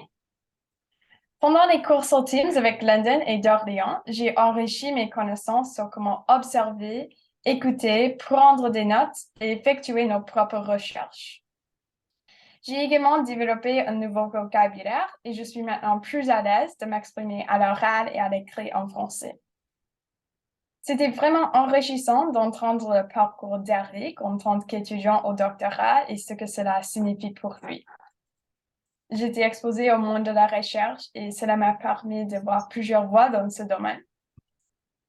Tout au long de cette expérience, je me suis sentie soutenue, encouragée et appréciée. Et j'ai aussi appris comment mieux gérer mon temps. Enfin, je retiens de cette expérience que les échanges en personne ne sont pas le seul moyen de découvrir une culture, une langue étrangère et de développer ses compétences interculturelles. Merci à vous deux pour ces expériences qui continueront de me servir à travers mon parcours universitaire. Un grand merci à toi, Léane. Je pense que Muriel et moi nous accordons pour dire simplement que tu as fait un travail remarquable. Nous sommes très, très impressionnés par non seulement tes dispositions en tant que jeune chercheur, tu es en première année, mais tu as démontré tout au long de ces mois que tu étais très passionné par la recherche et on ne pouvait pas rêver de meilleurs partenaires pour cette aventure. Et quant à moi, ce que je retiens essentiellement, c'est... avant de parler de ce que je retiens, je voudrais dire toute ma reconnaissance à Dominique, qui en 2020 m'a parlé du projet Cameris et m'a embarqué dans l'aventure. Et depuis 2020, je pense que ma courbe de progression, ma courbe d'apprentissage a exponentiellement évolué. Et je pense qu'aussi la rencontre avec Muriel à son retour m'a permis tout simplement d'avoir une belle perspective de travail en collaboration et surtout de m'enrichir sur le plan de la recherche, sur le plan scientifique. Et les résultats sont ce qu'on observe aujourd'hui. Donc, je suis très reconnaissant pour cette opportunité à travers le projet Cameris depuis le 1er septembre 2020 parce que à travers cette opportunité qui m'a été donnée d'enseigner ce cours avec d'autres enseignants en France et sous la direction de Muriel, j'ai en fait développé ma compréhension des pédagogies portant sur l'interculturel, sur l'apprentissage d'un réseau international, mais surtout, je pense que j'ai aussi davantage développer ma compréhension des compétences de médiation, parce que c'est quelque chose qui était très important pour un projet comme celui-ci. Au-delà de ça, je pense que c'était surtout aussi l'opportunité de collaborer étroitement avec Muriel au quotidien, vraiment sur les questions essentielles. Comment est-ce qu'on monte un syllabus de cours? Comment est-ce qu'on rédige un syllabus de cours? Comment est-ce qu'on fait une évaluation? Je pense que pour moi, c'était une réinvention, après mon expérience au secondaire pendant plus de 15 ans, de voir quelle est la perspective au niveau universitaire. Et c'était tout un apprentissage pour moi. Donc, je pense que pour moi, c'est tellement gratifiant. Et Muriel, j'en profite vraiment pour dire un grand merci pour ta patience surtout, mais surtout pour ton sens de leadership, parce que je pense que une opportunité comme celle-ci, on n'en trouve pas tous les jours. L'accompagnement en tant que jeune chercheur est très, très important. Et je pense que tu l'as démontré à chaque jour que tu étais prêt à me guider sur ce chemin-là. Et pour moi, je ne peux qu'être très reconnaissant en tant que jeune chercheur, en tant qu'enseignant et surtout me projetant vers l'avenir en tant que futur enseignant d'université. C'est mon désir, c'est mon rêve. Donc, l'opportunité de collaborer avec Maya-Hélène et Valérie Pro en France aussi nous a permis de comprendre les différentes perspectives en tant qu'enseignant ici au Canada et bien entendu la perspective d'enseignant en France. Et comme je l'ai dit au départ, l'opportunité à travers le programme RAP d'être un mentor pour Léane m'a permis d'avoir des échanges enrichissants avec elle et de partager un tout petit peu quelques pans de ma trajectoire de professionnels enseignants de français langue seconde, de jeunes chercheurs et certainement de partager aussi quelques rêves futurs. Et je pense que Léane avait des questions très, très pertinentes pour moi à chaque fois, ce qui m'a permis aussi de me réévaluer un tout petit peu et de savoir où est-ce que je me situe parce que avec ma thèse de doctorat, j'espère tout simplement offrir l'opportunité d'une contribution enrichissante dans le monde de la science et je suis très, très content aussi d'avoir pu partager ceci avec vous aujourd'hui. Merci beaucoup, Eric. Merci beaucoup, Eric, pour ces mots. Rapidement, pour terminer, je peux que dire merci aussi. C'était un plaisir absolu de partager mes connaissances avec un doctorant, une étudiante en première année. Léane, elle fait des choses immédiatement. Et ça m'a rappelé que je faisais ça aussi quand j'étais plus jeune. Donc, tu as relancé cette habitude en moi. Donc, merci. Et grâce à ta perspective donc étudiante, tu as apporté beaucoup à ce projet. Eric, bon, tu es téméraire et inventif. Merci pour ta créativité. Rien ne te fait peur. Et heureusement, parce que pour une expérience de ce type, il faut avoir quand même le cœur accroché. Voilà, donc on serait ravis de répondre à vos questions si vous en avez. Merci beaucoup pour votre attention. Oui, merci beaucoup, Muriel, Eric, Léane. Merci pour cette présentation à 3 voix. Je trouvais ça très intéressant. Donc, voilà, est-ce qu'il y a des questions? Oui, Dominique.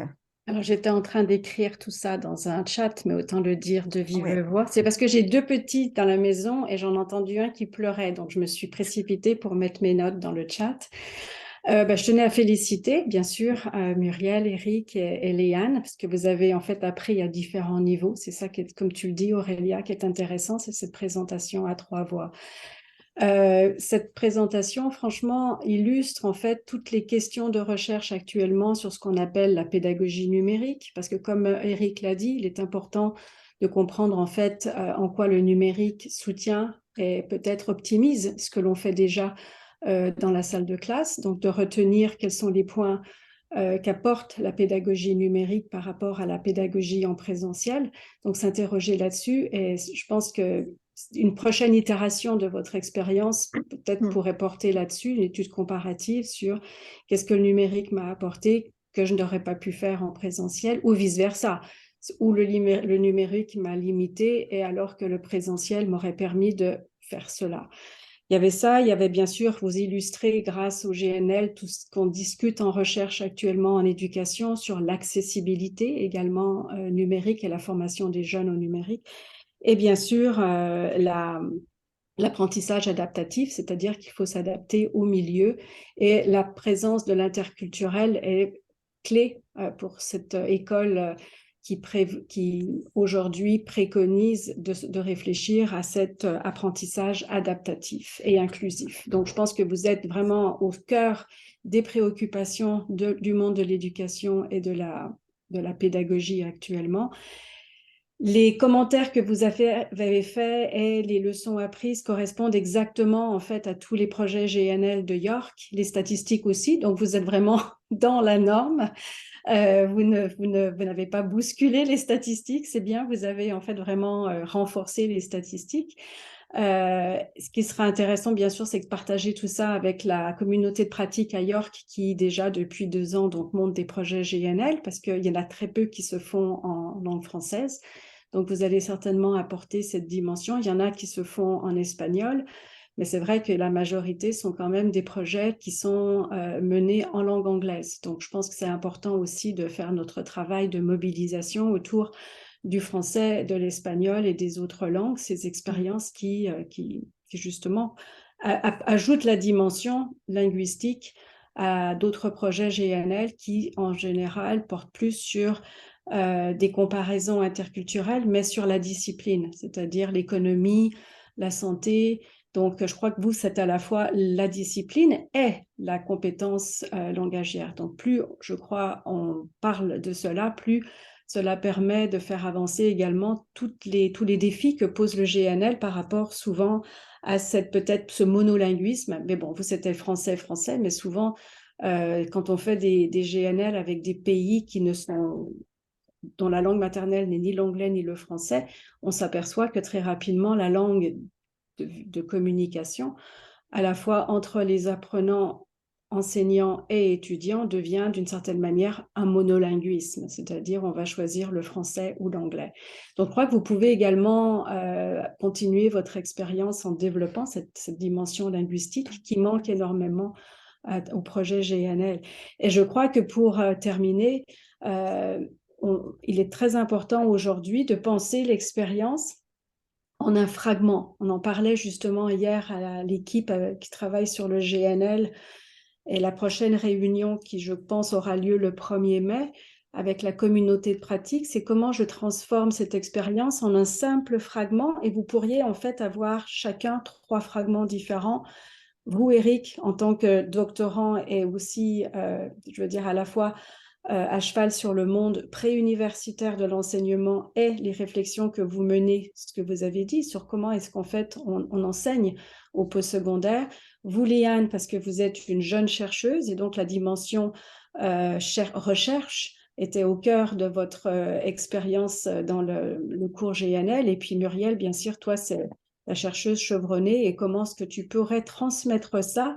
Je verrais bien 3 petites ressources éducatives libres, 3 petites règles dans lesquelles à la fois je fragmenterais mon expérience et je pourrais justement la communiquer et la rendre, encore une fois, pouvoir la partager parce qu'elle serait sous licence Creative Commons, mais aussi parce qu'elle pourrait inspirer d'autres personnes qui sont exactement dans votre profil et qui pourraient tester et adapter. Et puis, dernier petit commentaire, parce que je sais qu'on y réfléchit, Muriel, avec le projet Camrise, c'est relier ça, bien sûr, aux objectifs de développement durable, parce que vous rentrez en plein dans le ODG numéro 4, la qualité de l'éducation, et vous rentrez également pour nos étudiants qui sont à York, dans le SDG ou le ODG 11, qui sont les communautés et les villes pérennes dans un milieu minoritaire. Donc, vous voyez que vous pourriez en fait parler de votre expérience et la placer en quoi vous avancez également toutes ces questions qui, avec la pédagogie numérique, l'accessibilité numérique, l'accent sur l'inclusion, vous faites avancer le ODG numéro 4. Et puis l'autre, c'est par rapport à justement à les communautés en milieu minoritaire. Comment est-ce qu'on arrive à les rendre pérennes? C'est justement en leur permettant de communiquer avec d'autres groupes de la francophonie. Donc, vous êtes vraiment au cœur de cette réflexion et je crois que les liens sont très faciles à faire, en tous les cas, avec ces deux, plus le 17, puisque le 17, c'est le partenariat pour l'impact des SDG, et donc avec Orléans, vous illustrez très bien le partenariat. Donc, vous avez déjà maintenant 3 possibilités de rédiger un tout petit document qui deviendrait une règle et qui serait, à mon avis, très profitable à d'autres personnes qui voudraient se lancer dans l'expérience. Voilà. Merci beaucoup, Dominique. Désolée d'avoir mis tant de temps à vous répondre, mais je pense que... Merci. Félicitations. Merci beaucoup. Je sais que je te suis très reconnaissante parce qu'il faut se rappeler quand même que Dominique est la pionnière dans cette pédagogie à York. Donc, franchement, l'expérience était tellement belle. Merci, Dominique. Mais c'est ça, en général, les enseignants qui la vivent après se disent c'est incroyable. Moi, je la vis aussi avec INSPE Aix-Marseille. Et c'est vrai que ça nous transforme dans nos pratiques d'enseignants, même si on a l'impression d'avoir enseigné depuis des années. Là, il y a une remise en question sur qui on est en fait en tant qu'enseignant quand on parle avec quelqu'un d'autre qui en fait ne voit pas du tout la profession d'enseignant de la même façon, de par les systèmes éducatifs ou de par leur expérience d'ailleurs. Donc, c'est toujours une ouverture vers l'autre.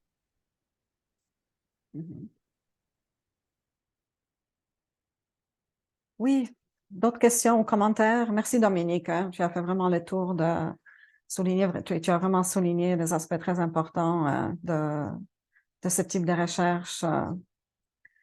Oui, on peut tous apprendre énormément. Oui, je vois Sylvie. Oui, Sylvie? Oui, merci. Je tenais aussi à vous féliciter. C'est superbe, c'est stimulant. Je ne sais pas si vous avez vu, on avait, je crois, 4 étudiants de maîtrise et de doctorat qui vous écoutaient et qui malheureusement n'ont pas pu rester. J'espère qu'ils en auront bien profité. Évidemment, moi, là, avec mon chapeau de directrice des études supérieures, je suis particulièrement fière d'avoir ici Eric Keunne, doctorant, représentant de nos programmes, qui fait un travail extraordinaire. Donc, bravo et merci. J'ai une question. On a toujours des surprises lorsqu'on part dans un projet comme celui-là. Est-ce que vous en avez eu? Enfin, quel a été quelque chose auquel vous ne vous attendiez pas? Comme j'étais à l'eau. Oui. Je pense que le premier défi pour nous, ou la première surprise, c'était d'abord tout à quel point nous étions très outillés avec la technologie, parce que, comme je l'ai mentionné tout à l'heure, en moins de 24 heures, nous avons dû basculer de Zoom à Teams. Et ça nous a pris pratiquement tout un après-midi pour travailler un tout petit peu. Comment est-ce qu'on peut coordonner les breakout rooms pour permettre à nos étudiants d'interagir, ça c'était là. Mais la deuxième surprise pour moi, c'était essentiellement l'aspect collaboratif avec les enseignants en France. Au départ, on a parlé d'aventure humaine. Chacun d'entre nous, en fait, arrivait à la table avec une perspective différente. Moi, ayant été formé comme enseignant au Cameroun et puis maintenant ici dans le système ontarien, Muriel venant avec son expérience universitaire et nos enseignants de France, Valérie et Maya, venant avec des perspectives différentes. Mais ce qui est important à relever ici, c'est la synergie qui a régné entre les 4 enseignants. Et ça, c'était quelque chose de fantastique parce que je pense que s'il n'y avait pas eu cette synergie, on n'aurait pas atteint les objectifs qu'on s'était fixés dès le départ. Donc, je pense que très vite, nous avons compris qu'il était important d'être sur la même longueur d'onde, malgré les différences, malgré, bien entendu, les expériences différentes, mais c'était important pour les 4 enseignants de se parler, de se comprendre, et bien entendu, de mettre toujours en avant les éléments de la compétence interculturelle, de la médiation, pour nous assurer que nos étudiants aient une expérience enrichissante à la fin. Donc oui, c'était en fait un développement pour nos étudiants, mais à la fin, nous nous sommes enrichis aussi en tant que professionnels. Donc je pense que ce sont les 2 surprises que je voulais en fait mettre en avant. Je vais juste faire l'écho aussi. Je pense que moi, ce qui m'a surpris, c'est que je pensais que ma compétence interculturelle n'était pas mauvaise. Et puis en fait, non, on a encore à apprendre. Et pourtant, ce n'était que Glendon et la France, 2 contextes que je croyais maîtriser bien, puisque je suis française et que j'habite au Canada et que je suis citoyenne canadienne et tout ça. Mais non, même là, on rencontre peut-être des malentendus, des choses qu'on apprend de l'autre, incroyable. Le développement des professeurs à travers cette expérience. Et je crois que nous, contrairement aux étudiants, on a eu cette profondeur qu'il a manqué. J'ai souligné tout à l'heure que nos données, quand même, quelque part, bon, oui, on a eu un effet, mais peut-être pas aussi profond qu'on aurait voulu l'avoir. Je pense que nous, en tant que professeurs, on a collaboré depuis l'automne. On était en contact quasiment constant par WhatsApp, par Zoom. On a beaucoup travaillé ensemble, co-enseigné, etc. Là, nous, on a eu l'expérience totale. Alors, si on pouvait recréer un tel niveau de profondeur et d'implication étudiant avec étudiant, ça serait vraiment encore mieux. Donc, plus de temps, moins de professeurs qui parlent. Et là, il y a des choses qui vont aller plus loin. Là. La réflexion peut aller plus loin. Ouais. Pour la prochaine fois. La prochaine fois. Voilà. Voilà, donc c'est une belle expérience d'humilité, en fait, comme enseignant, n'est-ce pas, de se dire qu'on ne maîtrise pas tout. Oui. On a besoin des autres pour apprendre. Oui, et puis ne serait-ce que les questions de changement d'horaire, là, pour les cours GNL, c'est la catastrophe. On a appris on s'est rendu compte 2 jours avant que mince, notre horaire, ça marchait plus. Donc ce genre de choses. Ouais, bon. Et pendant 2 semaines. Tout à fait. Donc c'est. Oui, voilà, il faut être flexible. Oui, tout à fait. Et donc, il nous reste encore 10 minutes. Est-ce que quelqu'un aimerait poser une question, intervenir? Sinon, moi, j'ai une question pour Eric. Eric, vous avez mentionné qu'à un moment donné, que vous avez aussi acquis des compétences en médiation. Ce concept de médiation m'intéresse beaucoup. Pourriez-vous en dire quelque chose, élaborer là-dessus un petit peu plus? Oui, je pense que on doit toujours, à chaque fois qu'on pense aux interactions humaines, se dire qu'il peut arriver des instances, des situations où il y a peut-être un malentendu ou alors une incompréhension. Et c'est ce qui est en fait arrivé à une ou deux reprises, peut-être en raison de l'utilisation d'un mot qui n'avait pas la même signification ici en Ontario qu'en France. Et du coup, je pense que l'un des éléments qui est très important lorsqu'on parle de compétences de médiation, c'est surtout de l'usage de la traduction, qui est votre domaine à vous, naturellement. Donc, comment est-ce qu'on se sert de la traduction pour, comme on dit, entre guillemets, briser les barrières et permettre qu'on y soit au même niveau de compréhension. Donc, aussi, la médiation intervient dans le cadre de ce cours, essentiellement lorsqu'il s'agit de planifier déjà entre nous professeurs, parce que les thématiques que nous avons mises en avant, il fallait qu'on s'assure que la compréhension, la perception, la réception de ces thématiques soit en fait la même. Donc, du coup, c'est un travail de longue haleine entre les enseignants, déjà de s'assurer que les étudiants du côté de l'Ontario et de la France auront la même compréhension de ce que nous essayons de faire véhiculer. Donc, si je ne prends que ces deux éléments, je pense que la médiation, surtout dans le domaine de l'enseignement des langues secondes, ou alors de l'enseignement des langues tout simplement, est très importante et particulièrement encore, comme je l'ai dit au départ, dans le monde de l'interaction entre les êtres humains. Merci beaucoup, c'est très intéressant. Oui. Et en fait, j'aurais une autre question s'il n'y en a pas, s'il n'y a personne qui aimerait poser. Oui, Sylvie, oui, vas-y. Oui, j'ai une question là, qui me vient en tête. Vous avez choisi Orléans. Est-ce que l'expérience aurait été, selon vous, la même si vous aviez choisi Marseille ou Paris? Je pourrais demander à Muriel de me rejoindre dans cette réponse, mais je pense que l'expérience aurait été différente. Parce qu'il faut tenir compte aussi du contexte social et bien entendu contexte géographique des institutions. C'est très important. Et d'ailleurs, on ne parle que d'Orléans aujourd'hui, mais avant cela, Muriel, il est important de rappeler que notre projection au départ, c'était avec une institution en Belgique qui n'a finalement pas marché. Donc, nous avons en fait eu l'opportunité de travailler avec Orléans à la dernière minute. Et donc, ce qui fait donc que nous avons tenu compte d'abord du facteur de localisation, où est-ce que Orléans se trouve. Donc, l'une des choses que nous avons passé le temps à faire avec mes étudiants ici à Glendon, c'est de comprendre où est-ce que Orléans se situe sur le plan géographique, comprendre un tout petit peu ce qui fait la particularité de la région pour être prêt à s'engager dans un échange interculturel. Donc oui, c'est très important de se souvenir que l'expérience est différente en fonction des différentes villes ou alors des différentes régions que nous choisissons pour ce type de collaboration. Muriel, je ne sais pas si je peux ajouter un mot. Tu as très bien dit. Je pense aussi que ce qui est important, c'est la personne avec qui on collabore et moins la région, évidemment. Parce que là, par exemple, il se trouve que Maya venait du sud-ouest, de là où je suis aussi, donc alors qu'on était en Orléans. Donc finalement, on se rend compte aussi à quel point la personne devance la région. Et les étudiants s'en sont rendus compte aussi. Dans le groupe, il y avait des jeunes qui maîtrisaient plus l'anglais que d'autres, qui avaient des expériences différentes, qui venaient de Paris d'ailleurs. Ils ont eu la chance de rentrer dans la complexité, justement, l'hétérogénéité de la culture, et nous aussi. Oui, je suis d'accord. C'est probablement la personne plus que le reste. Ouais. Oui, mais ça n'empêche pas quand même de garder en même temps en tête la région et l'impact que la région a sur.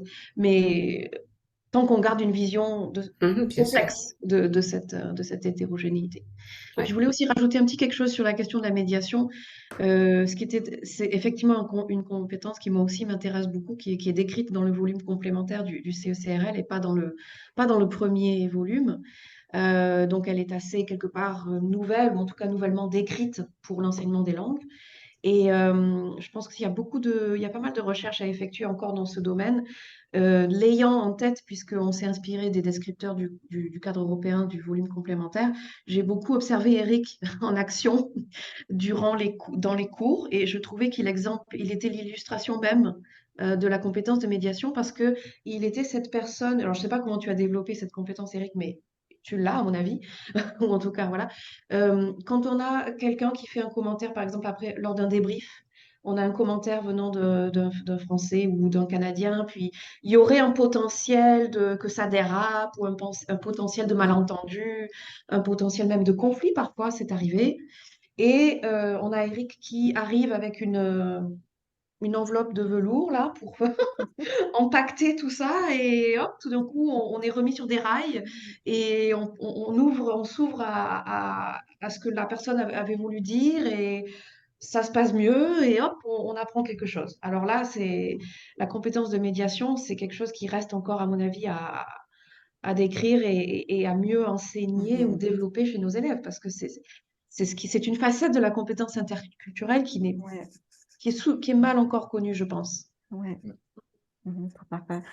Mm. C'est très intéressant, vraiment. Oui, c'est vraiment oui, oui, nécessaire de poursuivre cette réflexion. Moi, j'aurais une toute dernière question, si vous me le permettez. Mais s'il y a quelqu'un d'autre. Oui, donc juste généralement, parce que vous avez vécu cette expérience, puisque c'est une expérience à plusieurs, est-ce qu'il y a une sorte d'éthique de l'enseignement qui se dégage à ce stade de votre réflexion, de votre expérience d'enseignement via technologie, avec les étudiants qui vivent dans un autre pays, dans un autre contexte social, culturel, institutionnel? Qu'est-ce que tu veux dire par éthique de l'enseignement? Peut-être une philosophie de l'enseignement ou oui, justement, qui prennent en charge, qui respectent justement l'apport de chacun, chacune, puisque c'est une expérience collective où il n'y a pas de hiérarchie, où l'autre, j'imagine, est au centre au centre de votre... Oui. Oui, merci pour cette belle question. Pour moi, à travers cette expérience, on arrive au cœur finalement de la relation enseignant-étudiant, ce qui est la connexion humaine en fait. Connexion humaine, arriver à avoir cette connexion humaine avec les étudiants, on se met un peu à nu, entre guillemets, on arrive avec nos fragilités, puis nos incompréhensions, parfois nos préjugés, et puis on va ensemble dans une aventure de découverte.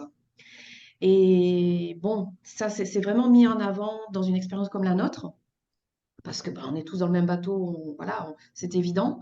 Mais c'est quelque chose qui devrait aussi, à mon avis, être autant que possible recherché dans des cours plus traditionnels. On est tous des apprenants, même le prof. Oui, on a des choses à apporter aux étudiants, mais on apprend ensemble et on modèle cette attitude de l'apprenant qui a toujours une question ouverte, une curiosité, un besoin d'en savoir plus, un esprit critique. On rejoint aussi l'idée de l'objectif des compétences globales, c'est-à-dire on cherche finalement non pas à transmettre une matière à mémoriser, mais à développer des qualités plus profondes chez les étudiants, un esprit critique, une compétence de médiation, de compréhension interculturelle, de citoyenneté globale. Grâce à ce type d'expérience, on met vraiment en valeur et on touche à ces objectifs-là qui sont plus humains et plus profonds qu'on aurait tendance un peu à perdre de vue. Voilà. Je vais peut-être ajouter en mentionnant deux éléments essentiels. Au-delà des compétences langagières, c'est surtout en guise de philosophie, d'abord avoir toujours, comme on l'a dit au départ, cette ouverture d'esprit. C'est très important et surtout démontrer une humilité intellectuelle. Parce que, comme on l'a dit tout à l'heure, en fait, c'est un voyage. C'est un voyage sans pouvoir se déplacer. Nous ne sommes pas quittés de Toronto, mais nous avons beaucoup appris avec nos amis de la France. Nous avons beaucoup appris entre enseignants déjà. Et ça ne saurait être possible si nous n'avons pas, en fait, ces deux éléments, l'ouverture d'esprit et l'humilité intellectuelle. De se dire tout simplement que nous ne savons pas tout. Nous apportons autour de la table quelques éléments qui nous permettent de partager nos expériences, nos vécus. Et c'est surtout de se positionner dans la place de l'élève, des étudiants. Qu'est-ce que nous aimerions qu'ils puissent tirer comme leçon ressortie d'une expérience comme celle-ci? Donc, en fait, je pense que Dominique a mentionné un point tout à l'heure. L'expérience en salle de classe en présentiel est complètement différente de ce type d'expérience. Et c'est ici, en fait, que la complexité ressort un tout petit peu parce qu'on est appelé en tant qu'enseignant de réfléchir doublement sur la perception que les étudiants auront des thématiques que nous aurons choisies, sur la perception qu'ils auront des activités que nous leur demandons de faire, mais c'est plus important encore de penser à comment est-ce que nous structurons et organisons les cours de façon à ce que ce soit, en fait, à l'étudiant de s'engager sans que forcément on ait à leur donner des instructions. Comme Muriel le disait tout à l'heure, moins de discours venant du professeur et laisser la place, bien entendu, à l'engagement des étudiants simplement. Oui, formidable. Merci beaucoup. Est-ce qu'il y a d'autres questions? Une toute dernière ou un tout dernier commentaire? Bravo. Bravo, bravo. Et merci beaucoup d'avoir partagé cette aventure incroyable avec nous, qui va certainement... oui. Merci à vous.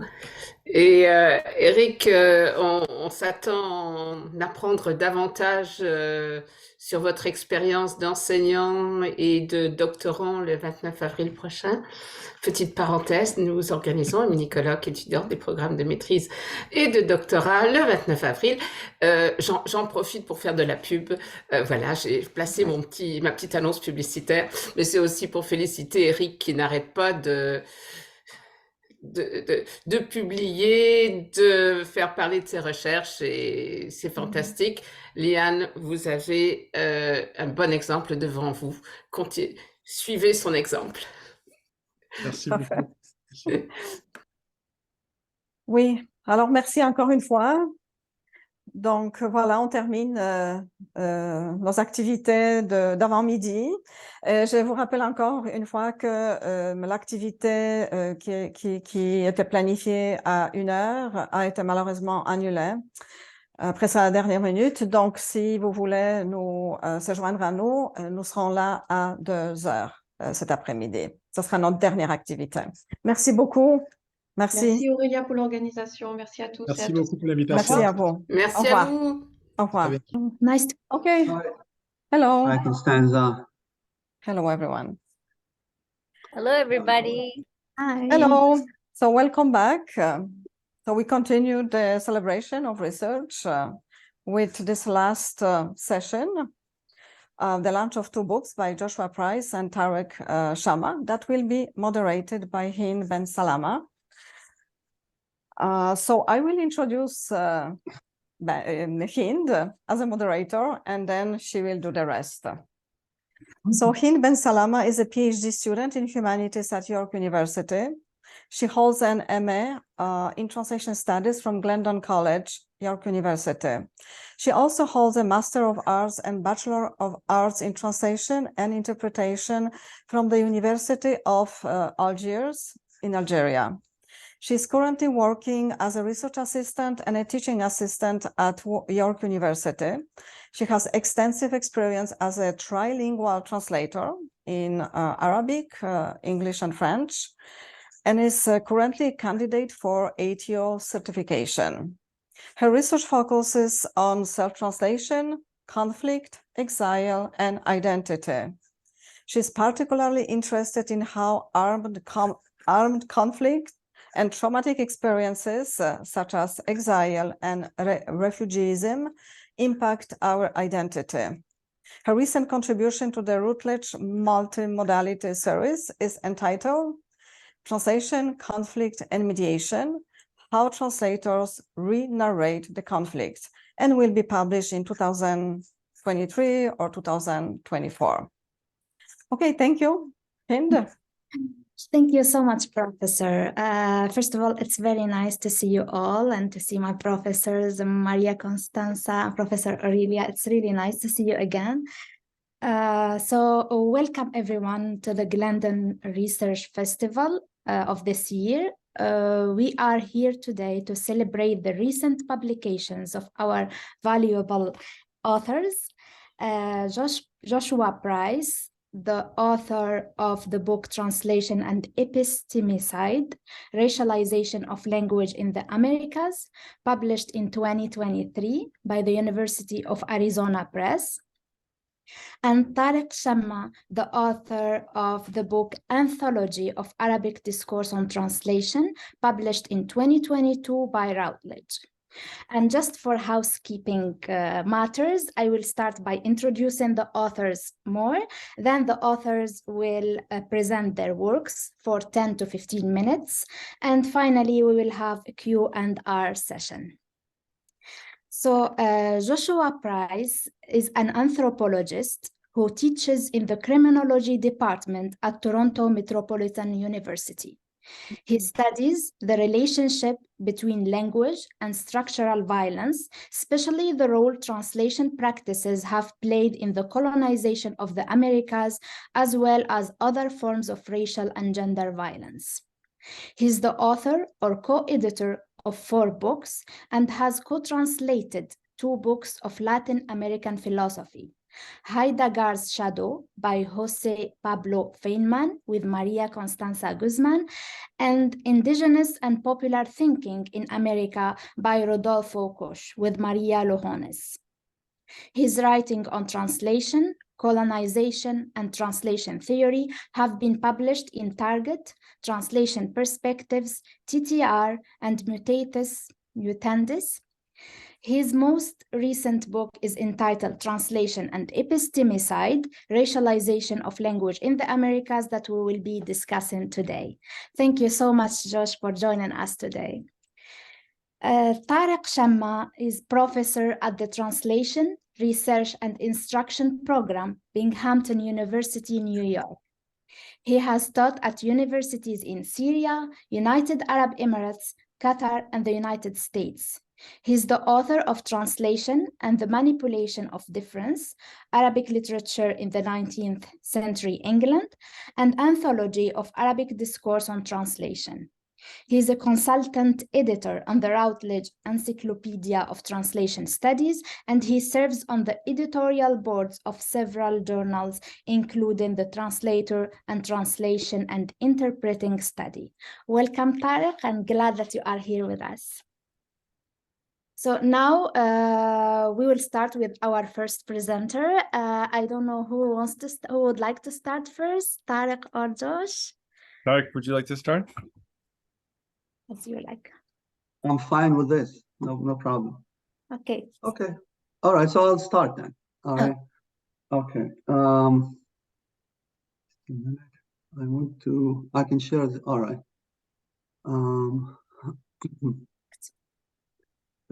You can see this, right? Yes. Okay. Okay. Thank you. All right. So thank you for the introduction, and thank you here for the kind invitation and the attendance and this opportunity to share my work with you. So so this book was published last year, 2022, as Hind said. I will discuss the work, and especially also since it's an anthology based on a corpus of texts. All right. So I'll discuss the process of collecting these texts and how we put them together and the selection criteria, and then our main findings, especially about generally translation and in Arabic history. So our aim was generally to investigate translation, writings on translation, any discourse, any discussion of translation in Arabic in the pre-modern period, and collect these in a corpus of translation-related text. So, and the selection, I mean, we chose, generally pre-modern period, generally before the 19th century, before 1914. And then these were combined in an anthology with paratextual material, footnotes, annotations, introductions, and comments on every text, and statistical tables at the end. And they were published in Arabic and English too. So this is the English version last year, and of course, with my colleague Myriam Salama-Carr, who is now at Manchester University. And this is the Arabic version. All right. So generally speaking, I want to describe the period. Generally, it's quite large. It's a pre-modern period. It started with 6th century, which is the beginnings of modern Arabic, to 1914, which is World War I. And so eventually, initially we wanted to focus on particular periods. as periods of active translation, especially in the 8th, 10th century and the modern Nahda period.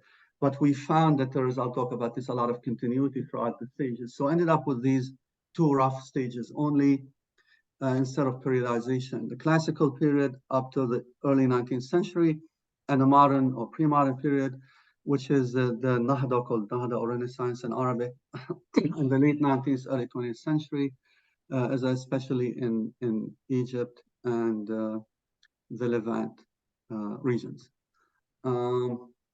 So yeah, this is the Abbasid period. We wanted first to focus on this, the transmission of Greek works into Arabic, especially philosophy and science. But we had a lot more, actually, generally more than we expected. So we collected the collected corpus that was then 543 texts. We have found others since then.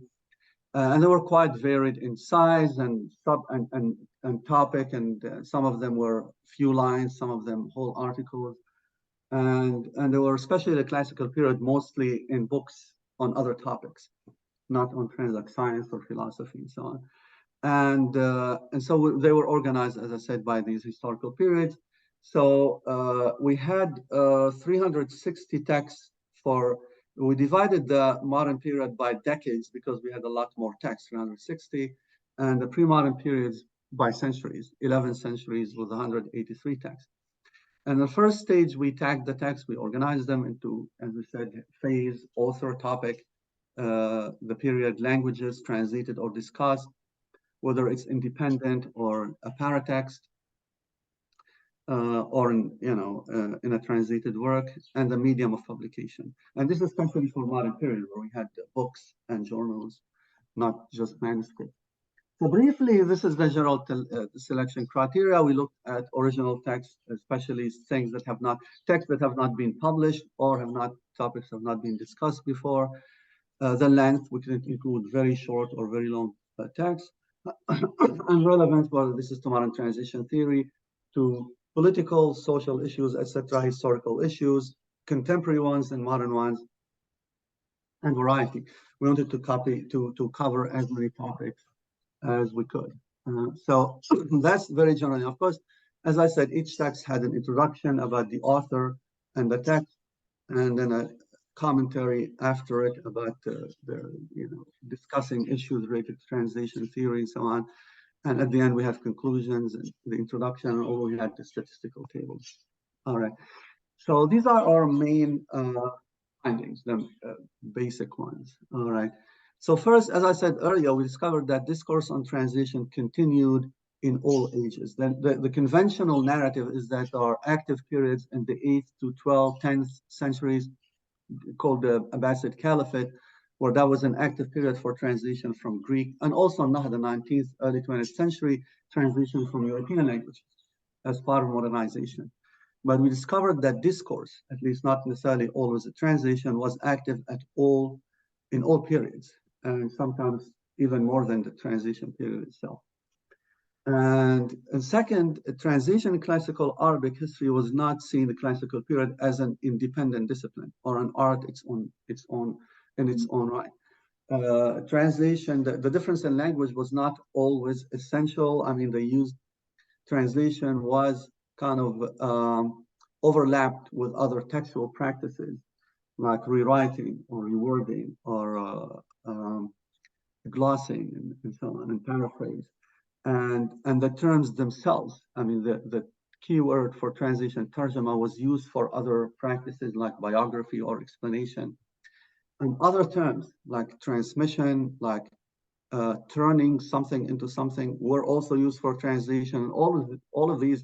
So there was no specialized, exclusive term even for the translation as such, which seems also to be the case for generally medieval translation, even in Europe.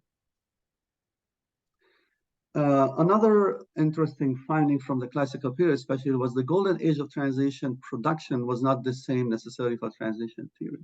So the Abbasid period, as I said, 8th to 10th century AD, this is a period of very active translation, transmission of knowledge from Greek, mainly Greek, but other languages like Latin and also Persian and Syriac into Arabic, mainly knowledge, philosophy and science and so on. and the Greek works mainly through Byzantium. But the texts we collected that dealt with translation, there are a few from that period, but most of them come from later periods. All right, and this is connected to our fourth finding that the scholars of all disciplines, almost all disciplines, had something to say about translation. Theologians, philosophers, linguists, literary scholars, people dealing with politics and geographers and etc. and historians generally dealt with translations. And many of them, most of them are not translators. And many of them, as far as we know, did not even know a foreign language. But it seems translation was always an important, essential issue, and they discussed it from all aspects, linguistic and as well as social and political, and so on. And this continued throughout various periods, especially even in the Nahda 19th century period, where most scholars knew a foreign language. Still, a lot of people who were not involved in translation also had a lot of things to say about translation. So these are our main findings. On the other hand, we had some recommendations under studied areas, research areas in classical and generally in Arabic history. And I think these issues also are, also overlap with histories of translation in other languages, some of these areas. Interpreting, for example, community translation are understudied, and in the text we looked at, most of these discussions of translation and discourse of translation assumes written translation. Very few people talk about interpreting or community translation, but we see a lot of examples of these, not in the context of works dealing with translation or the ones that usually do that. We see cases of the work of interpreters in histories, for example, in wars, interpreters during wars, in chroniclers' accounts of conquests and so on. And we see them also in working at courts and so on. Community translation, the same thing, diplomatic translation or translation between rulers and the ruled, and also in the context of courts and official translation institutions and so on. But these are snippets that you collect from different sources. They were not discussed as translation, even by modern scholars. Bible translation is an important area in translation, especially into Arabic translation, which started as early, probably before Islam, and continued throughout the ages. We have a lot of debates about translating the Bible and translating the Quran between Islamic or Christian scholars, and there are a lot of these have been studied usually from a religious doctrinal perspective, scholars of Christianity and so on, but they have a lot of interesting issues about translation, methods of translation, translation identity, and so on. Quran translation, has been a lot of work on Quran translation, but usually it was quite limited. They usually focus on issues of impossibility or faithfulness and so on. But in the context of the debates about Quranic translation into other languages and so on, there are a lot of also interesting linguistic and stylistic and sometimes also questions of culture and identity and so on. And finally, translation pedagogy. This appeared in the modern period, more or less. Although in the classical period, you see cases of training translators and so on that could be studied. 19th century was the introduction of modern languages into teaching and education, also introduction of translation itself, and the establishment of the first schools of translation and the first mid-19th century guide for translators and so on. In the early periods, it's seen as part of, it's really not distinguished or distinguishable from learning languages, but especially later periods, you see some beginnings of reflection on translation and teaching translation. This is in secondary education before school, generally in that period. And there are several interesting texts that could be studied and analyzed. So this is generally our main conclusion, recommendations, and briefly our project. I'm sure I was within the time, I think. Right. Wow. Thank you. Can you just stop sharing, Professor? Excuse me? Yeah, can you just stop sharing the... Yeah, sorry. Yeah. Yeah, thank you so much. Thank you so much for the great presentation. You answered most of the questions that I prepared. Thank you. Thank you. And now we go to our second presenter. Josh, could you please start your presentation? Sure. Thank you. Do you say Hind? Is that how you say that? And yes. Thank you. I also thank you so much for moderating this, and I'm really happy to be part of the Research Festival Lake London, and also to the Center for Research on Language and Cultural Contact, and to Aurelia. So it's really great to be here. It's an honor, and it's also kind of fantastic and amazing for me to do this with Professor Shamma, who whose work I admire a great deal, and whose book is such an awesome achievement. I mean, it's such an incredible contribution. Really, it's just inestimable value, you know. So it's just fantastic. And Thanks a lot. Thank you. Its scope, its ambition, the subtlety and nuance with which you're taking up these questions, you know. And I think it's sort of also sort of alongside the anthology of Chinese discourse on translation is also a kind of amazing compendium, and you know, it's comparable. So thank you so much, like on behalf of everybody, or whatever, however you put that. Thanks a lot. So yeah, I'll maybe also I was going to just talk, maybe inspired in part by Professor Shamma. Maybe I'll also share a few slides just to give you guys a visual.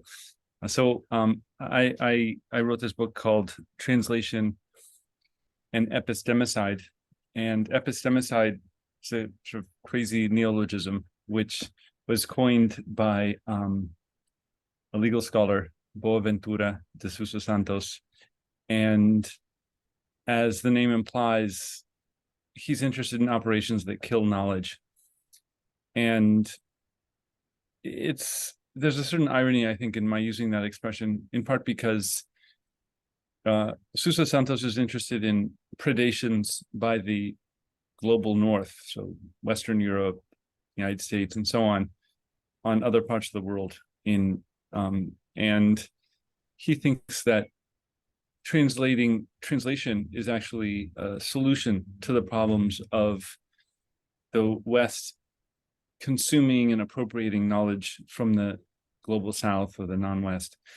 And I admire Sousa Santos's work, and of course I take inspiration from it, but at the same time, I think that the translation, while oftentimes perceived to be emancipatory and a kind of almost like a moral good, I'm sort of was intrigued by its role in epistemicide, in killing knowledge. And a couple other people have taken up this question about knowledge translation and as an epistemicide as such, killing knowledge. And so I'd sort of see myself in part as sort of accompanying them and contributing to this discussion. And I tried in some ways to provide a kind of taxonomy of epistemicide in my book. So different operations in which translation is used to for some kind of destructive ends in terms of epistemology and knowledge. And as Dr. Shamma was talking, I was reflecting on how in the context of Latin America, which I know a bit better, I think it's also sort of an interesting question about how do you make a certain realm translation and paired off from other kinds of intellectual activities that involve language and knowledge exchange. You know, there's a sort of meta methodological question that that Dr. Shamma was talking about, like what counts as translation, what counts as discourse on translation. And I similarly sort of in my own way maybe confronted the same question as an author. Okay, so with that being said, I'll just let's see if I can figure out how to do this. I thought I could just share a couple things. So as I said, this book is mostly about Latin America. Do you see this slide? Yes.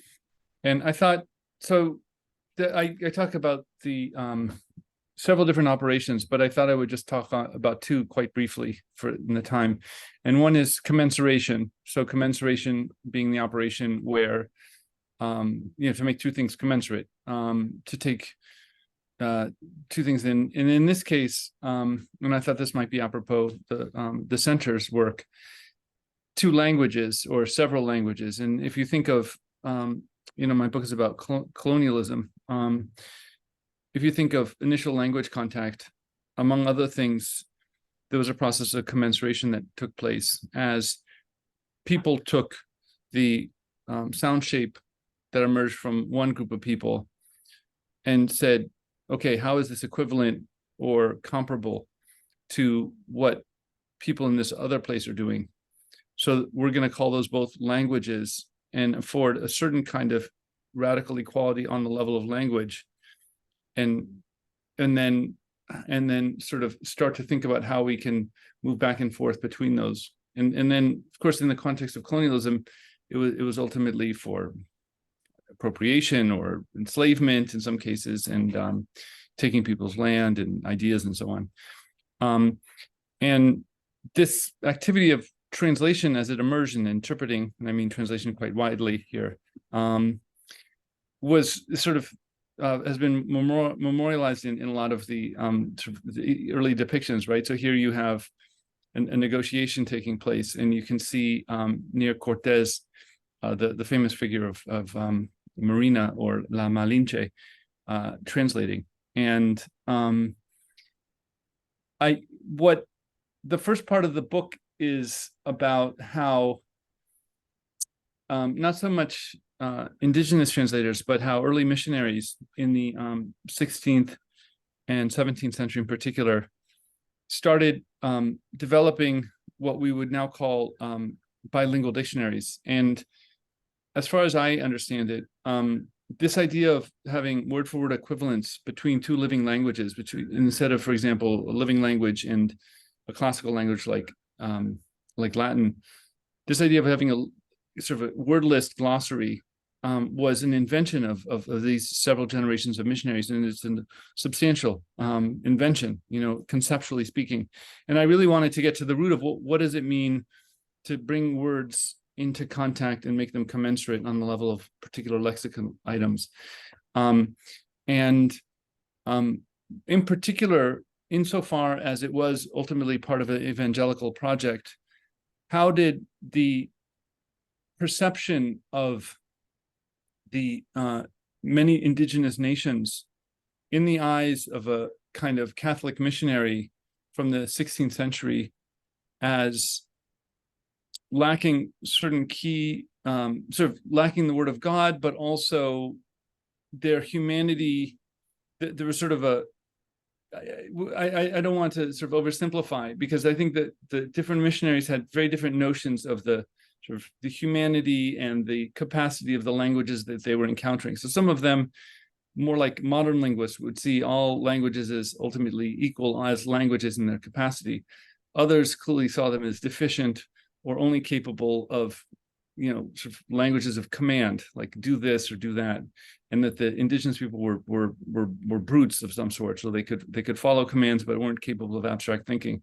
So among all of that kind of fierce debates about the capacity of different languages and different sort of humanity of how it's distributed and so on, and the cyclicals that came from the Pope at different moments, I sort of spend the first chapter of the book trying to think about how with the emergence of the bilingual dictionary, you have the appearance of equivalence on the level of languages and on the level of particular words, but at the same time, this radical inequality or hidden asymmetry.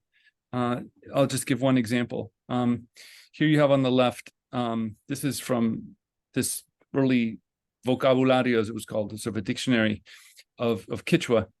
You have inti, which is a spiritual.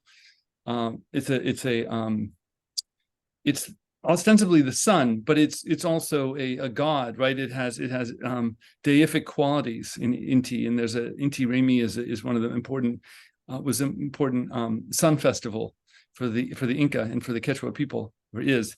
And here you can see a kind of radical reduction of all of that deific qualities that would have surrounded the concept of Inti, in reducing it to the idea of sun and making those interchangeable, as it were. So this is a process of commensuration, of grinding these into commensurability, but at sort of an enormous amount of cost. And I was sort of interested in the kind of conceptual shifts that would have gone along with bringing these into equivalence for the, in that context. So that briefly is one example that to try to kind of anchor that discussion. The other kind of example I thought I would give today, very, very briefly, to give a sense of the scope of the book, is a contemporary one. And as part of the so-called War on Terror, there were several interpreters and translators who were prosecuted for their work as interpreters or as translators. And in particular, this is one case, several, there was all these sort of material support laws that were passed by the US Congress, where a whole realm of activities was seen as sort of contributing to terrorism by providing material support. So in this case of Tarek Mahana, he, on his own, without any apparent affiliation with any group, translated some texts, including a text that's called in English 39 Ways of Waging Jihad, that had already been translated, by the way, into English. And he was prosecuted for his work as a translator. So the material support was the translation. And so there was this sort of amazing literal materialization of the idea of speech and language, that became the material support. And so I wanted to sort of understand this case and what was at stake.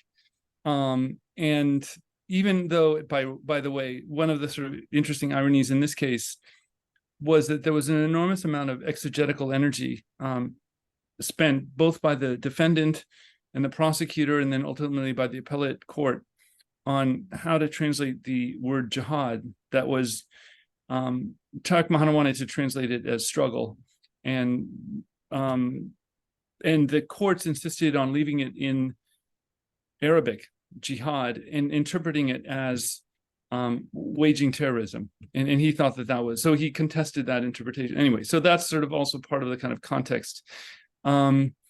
And this is a quote from the appellate court that sort of underscores the fact that it was translation activities that were at stake here in the prosecution. And this raised an enormous amount of sort of energy. There were people protesting, and here's a sort of an anti-prosecution, pro-free Mahana demonstration sign, right? Translation is not a crime. That sort of underscores how translation was at stake. And to go back and sort of in conclusion, to sort of talk about this, what I was calling earlier the taxonomy, if the first kind of operation of epistemicide is commensuration in the form of bilingual dictionaries, for example, in the second case, I was interested in how criminalizing activity of translation was also a form of criminalizing knowledge production, in this case, translating Arabic texts into English. And that can also be a way of striking fear into a community, which clearly seems to be one of the consequences, and may even be part of the intention of certainly the laws that were passed and the way that they were the ways that they were enforced and prosecuted. So I'll leave it at that. But thank you very much. And as I said, it's really great to be here. Thank you so much for a great presentation. And now we will start our Q&R session. So the audience, you are welcome to just use the raised hand option, or just jump in, because we are not. So if you have any question. Okay. Or comments or criticism. Or comments or criticism. In my case. I won't speak for. Of course, and sure, in all cases. I mean, the books have been published already. No, we can. So maybe the future. Can I start with the questions? Yeah, sure. I have a question for Tarek, Professor. So I read the introduction and I want to read the whole book as part of my comprehensive list. I want to know, so in your introduction, you discuss the Western biases and in translation studies, and this was somehow one of the motivations of writing this anthology.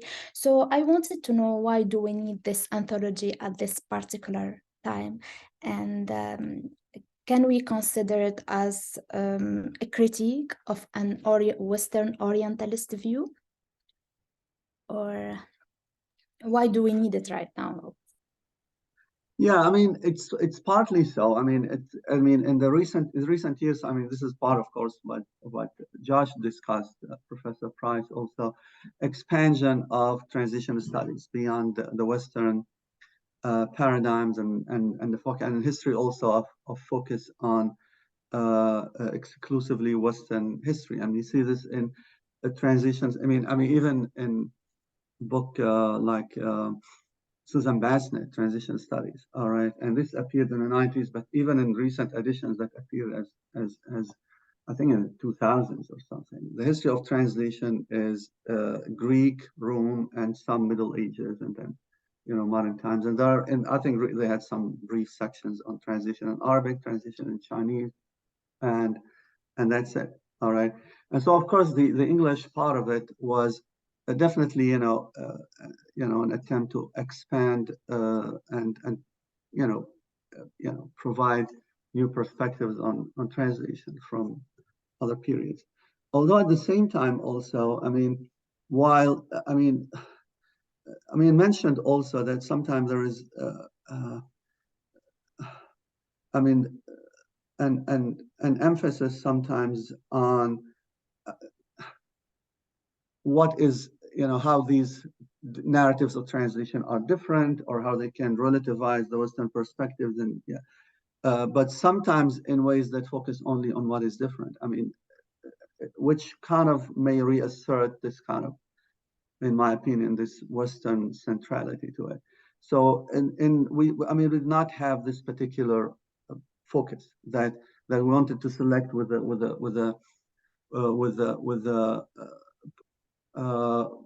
a focus on how to basically, as an aim, basically in itself, all right, to mainly expand the Western perspective in its own right, all right. We tried to cover as many representative trends from that material as we can. And of course, I think the history could show also parallels and similarities as much as we chose differences. Okay, thank you. You're welcome. So any question?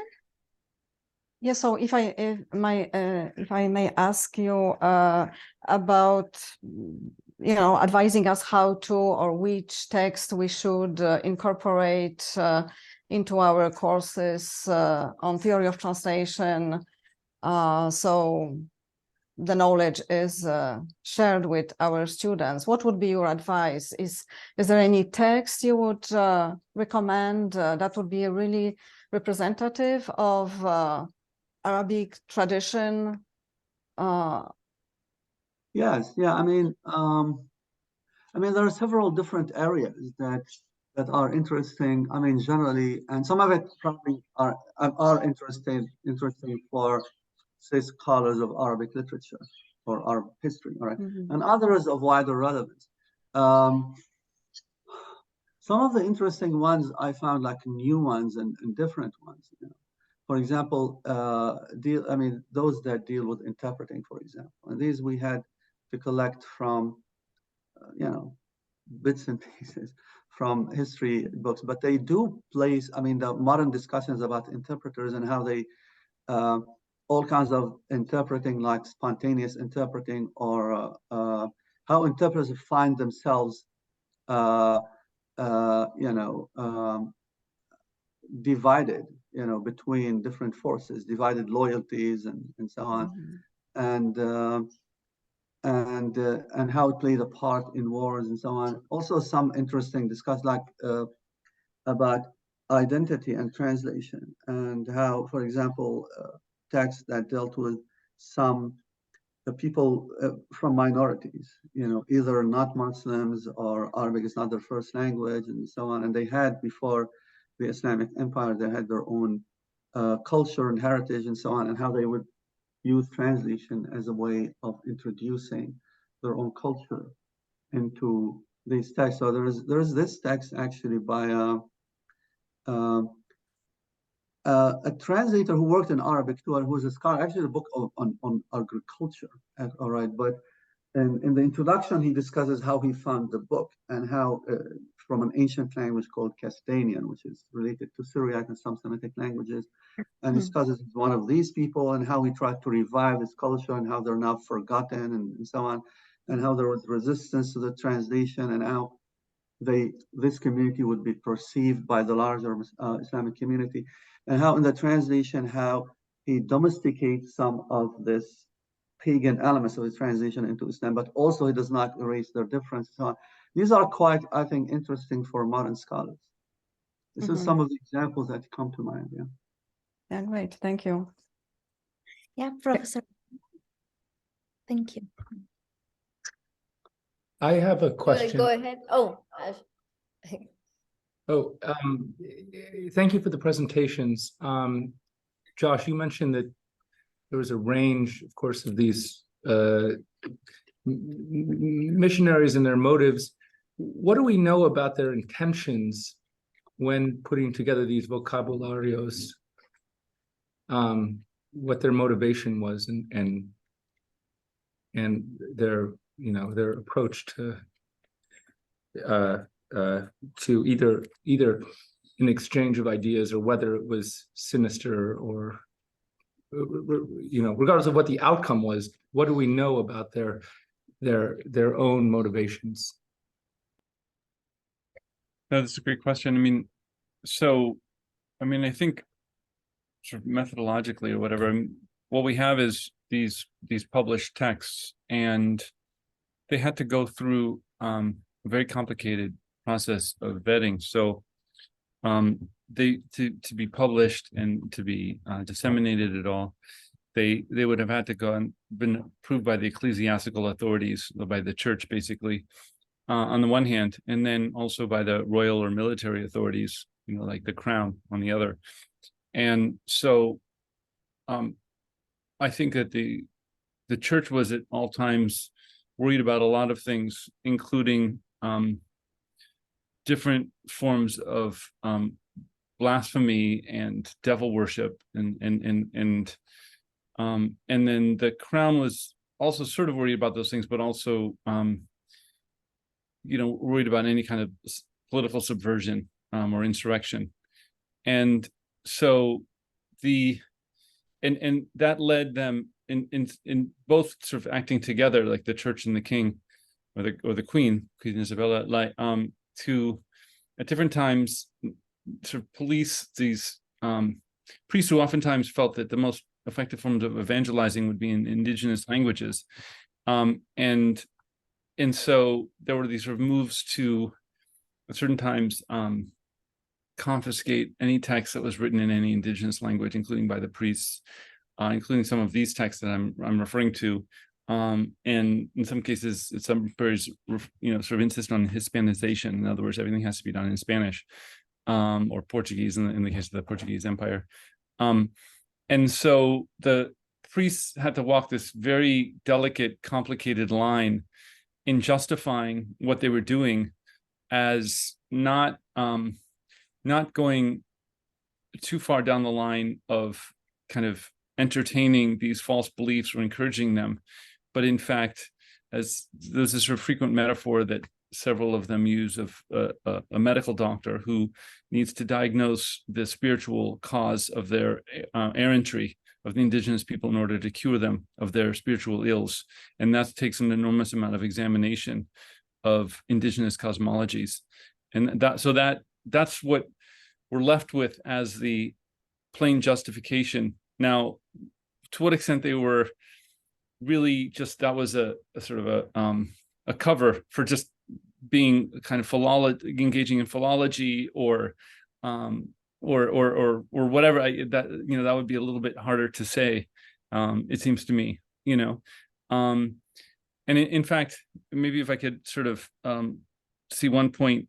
So I think part of my challenge, sort of as an interdisciplinary scholar, rather than as someone who is a kind of classicist, sort of focusing on this colonial era, was to try to understand the complexity with sufficient subtlety, so as not to engage in dilettante kind of opining and simplification, but at the same time not go so much down the road of the details that I wanted to kind of also understand in some of the sort of larger structures at stake that change over time for sure, but how I could put things like the War on Terror in dialogue with the sort of the first generations of Catholic evangelical work. So that was sort of my kind of tension. And I found that it was so attractive to get into some of the details of these particular missionaries and everything. And if I can sort of refer to Dr. Shamma's work, what he edited and sort of coordinated this sort of amazing team of translators and scholars, it struck me how you have such a sort of attention to your curatorial role in trying to provide a kind of an enormous amount of diversity in time and in focus and in theoretical paradigm. And then both at the entry for each chapter, so to speak, or each element, you provide a certain kind of thumbnail sketch, enough so that someone could understand what they're reading, right?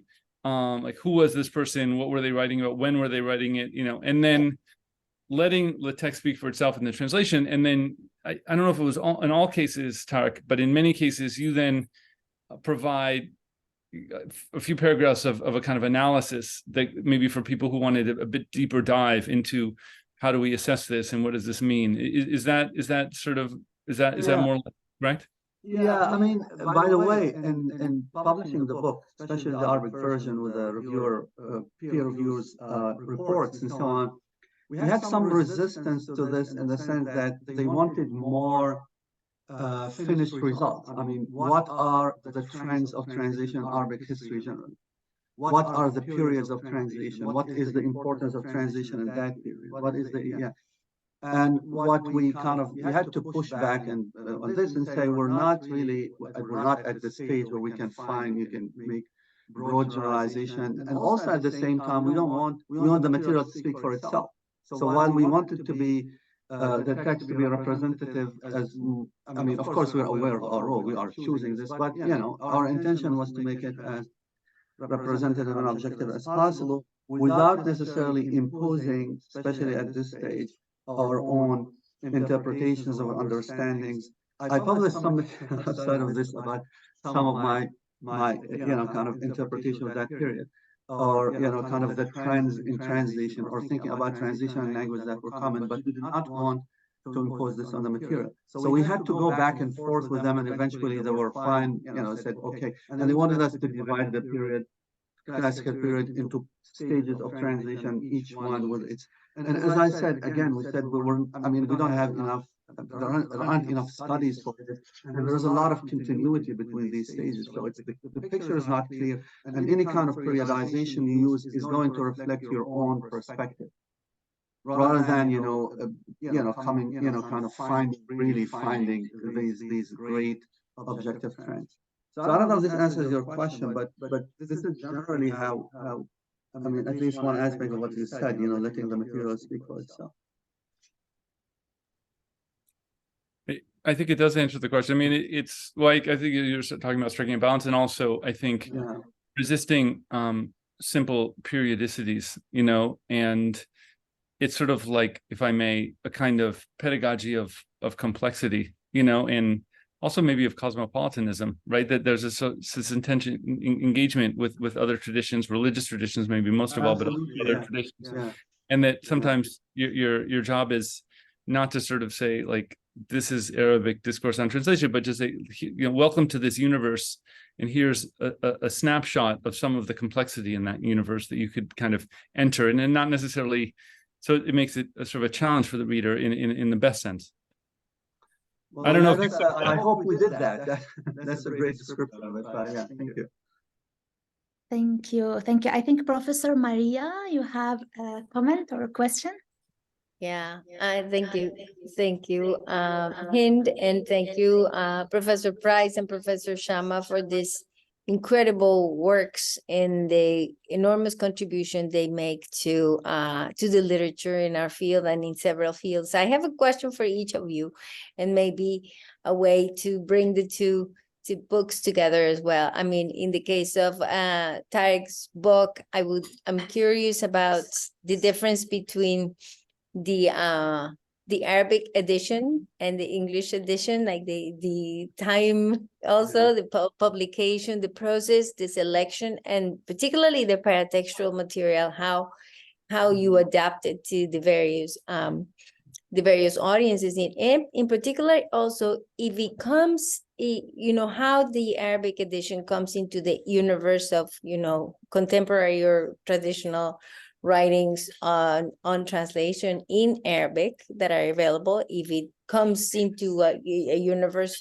where a print culture where there's a lot of writing about it that's coming out, how it enters to in the world of thinking about translation and translation related scholarship today. And the other question was about teaching. In particular, I was thinking of the Escuela de Toledo and translation and the teaching of translation in the Iberian Peninsula. And I was wondering if in your book or in the research you found, I haven't read the book, if there's something particular or specific to the Iberian Peninsula in the period that you looked at. And in the case of Joshua's book, I'm wondering, Tarek mentioned something about translation sometimes appearing under other guises, or termed differently or with different names. So I'm wondering whether in your study about epistemicide and the various taxonomies, whether you also encountered those different ways of designating similar phenomena depending on how you kind of defined it for your work. And also, if what we've talked mostly in this session about the relevance for translation studies, but as a social scientist and anthropologist, I'm wondering specifically what other applications, uses, or what the relevance is that you can identify of your work in the book for other scholars in the social sciences in particular, but in any other fields. Okay. All right. Well, first of all, the timing is just a coincidence, to be honest. It's related more to the vicissitudes of publishing and so on. The Arabic was supposed to come before, but one part of it is that kind of the process I mentioned. The differences were, even differences in selection, all right, because most of the texts are in the two editions, but our texts in Arabic that did not end up in English, and was mainly because some of it dealt with linguistic issues, scientific and technical terms in Arabic and medical terms and so on, that may be interesting to scholars of Arabic, even in English, of Arabic linguistics and so on, but they were not, quite relevant to the, more general transition studies scholars.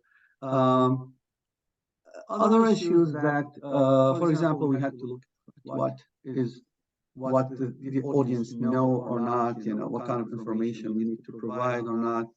And some issues were more probably interesting or significant for, like, for example, one of the texts we had was a theological treatise about, which was a manuscript, was not published, about someone saying that you can pray in translation, you can use to translate it, which is quite radical in Islamic theology, all right? So this got, because everybody says you have to pray in Arabic, that's the only way. So this was kind of quite radical in its time and didn't receive a lot of attention. So this got more attention in Arabic because this is a well-known issue and so on. And there are other differences. I mean, others, to be honest, I was not quite conscious about all these differences when I was writing yet. So these are some of the most prominent ones. Otherwise, when I was doing the English, I would think it would be interesting to go back and compare all of these, carefully and see if there is a process behind that. But for the most part, these are some of the issues I was conscious about. For the most part, I was thinking the audience here and the audience there. About the Iberian Peninsula, yes, there was some interesting texts. There was Averroes, for example, the philosopher, the Andalusian philosopher, in Islamic Spain. So Ibn Rushd, who commented on Aristotle's Poetics in Arabic. And there was an extensive text about this and his commentary. And to some extent, I mean, he happened to be in Islamic Spain, but I think also it's kind of, to some extent, relevant to his position and his commentary even, because he was trying to think of more or less how this book can contribute to the poetics in Arabic poetry and Arabic literature. And he does, in his commentary, more than once mention poetry in this island, the Iberian, the Andalus, and especially compares it with pre-Islamic poetry and so on. So it seems, I mean, there is some kind of this consciousness of a different poetics from traditional Arabic poetry and so on. There's Ibn Hazm also, who translated logic and so on, and he had a book about logic, but also he discusses translation in the beginning. So he came after Averroes and so on, and he also lived in Islamic Spain. So these are the texts from there, and some of them, as I said, were relevant to the fact that it is there rather than any other art country. Yeah, thank you. Joshua, do you want to add something? Sure. First, a question, Professor Guzman, who's the kid? Her name is Alice, like Alice in Wonderland. Okay, I hope she waves. I'll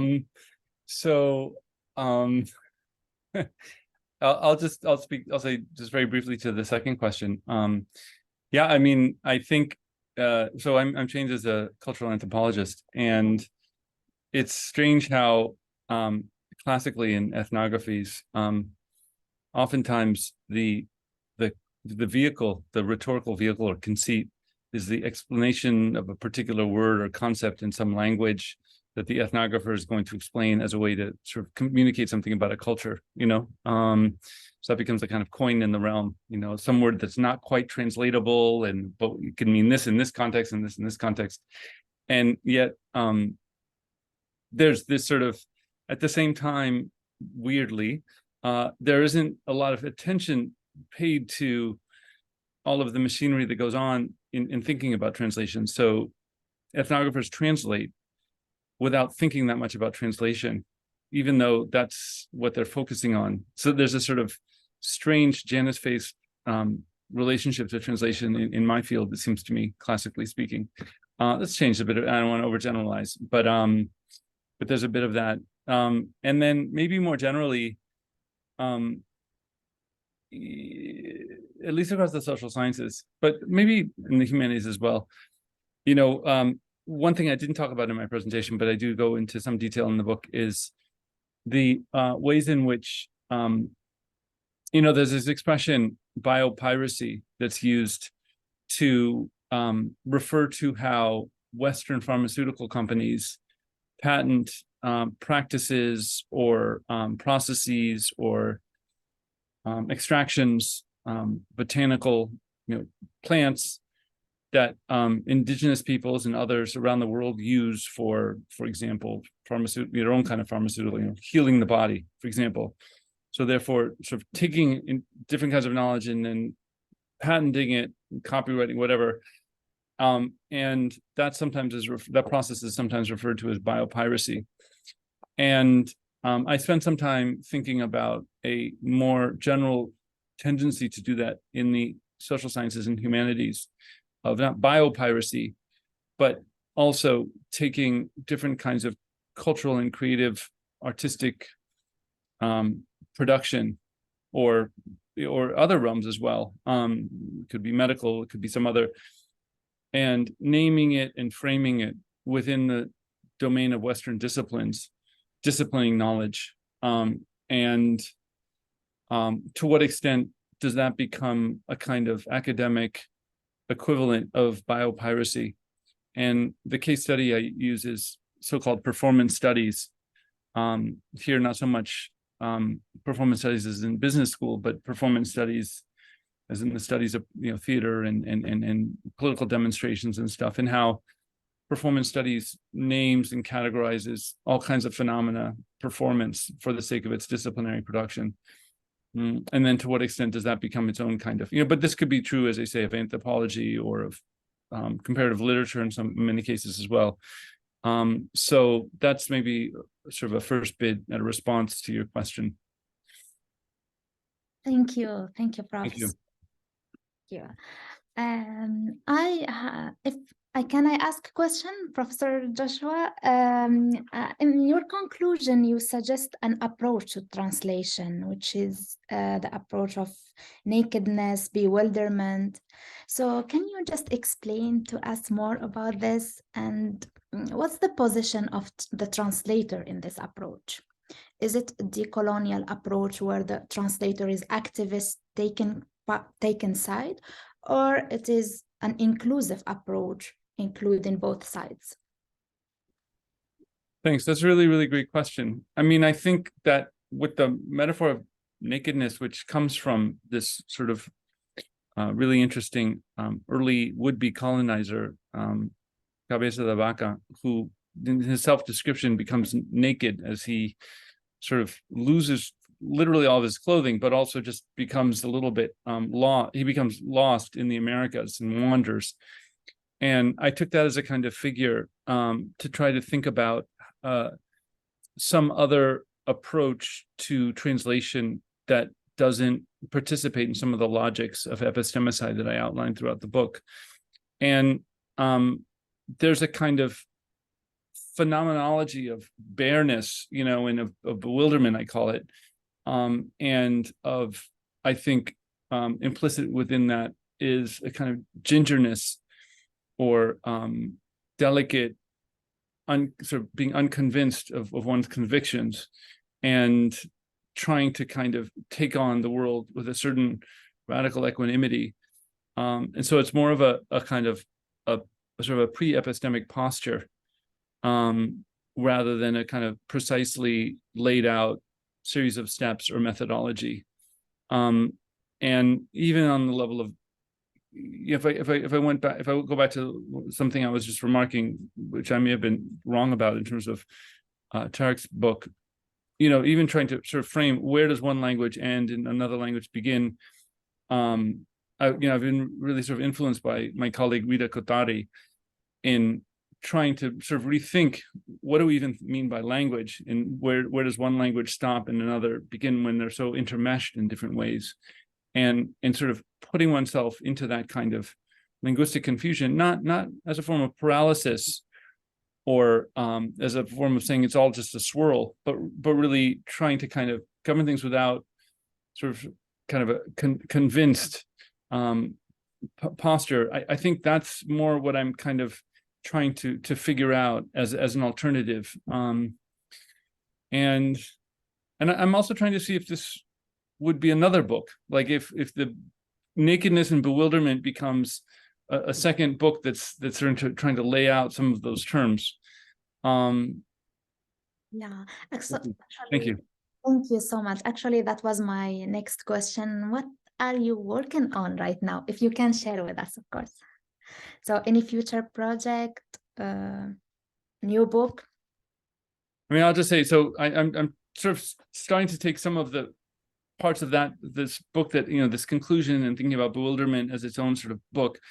And in particular, trying to contrapose, there's a philosopher who talks about Latin America as this opposition between order and beauty on the one hand, and what he calls hedor, or stench, on the other. And there's a sort of fear of anything having to do with the stench or ugliness or chaos in Latin America, and that Latin American modernity can be understood as the pursuit of trying to order everything and do away with everything that has to do with indigenous and suppress it and exclude it. And he sees that as at stake very much in the sort of philosophical debates, and as well as in urban planning and other things. And I've sort of tried to take this up and trying to think about bewilderment and stench and odor and put myself in that.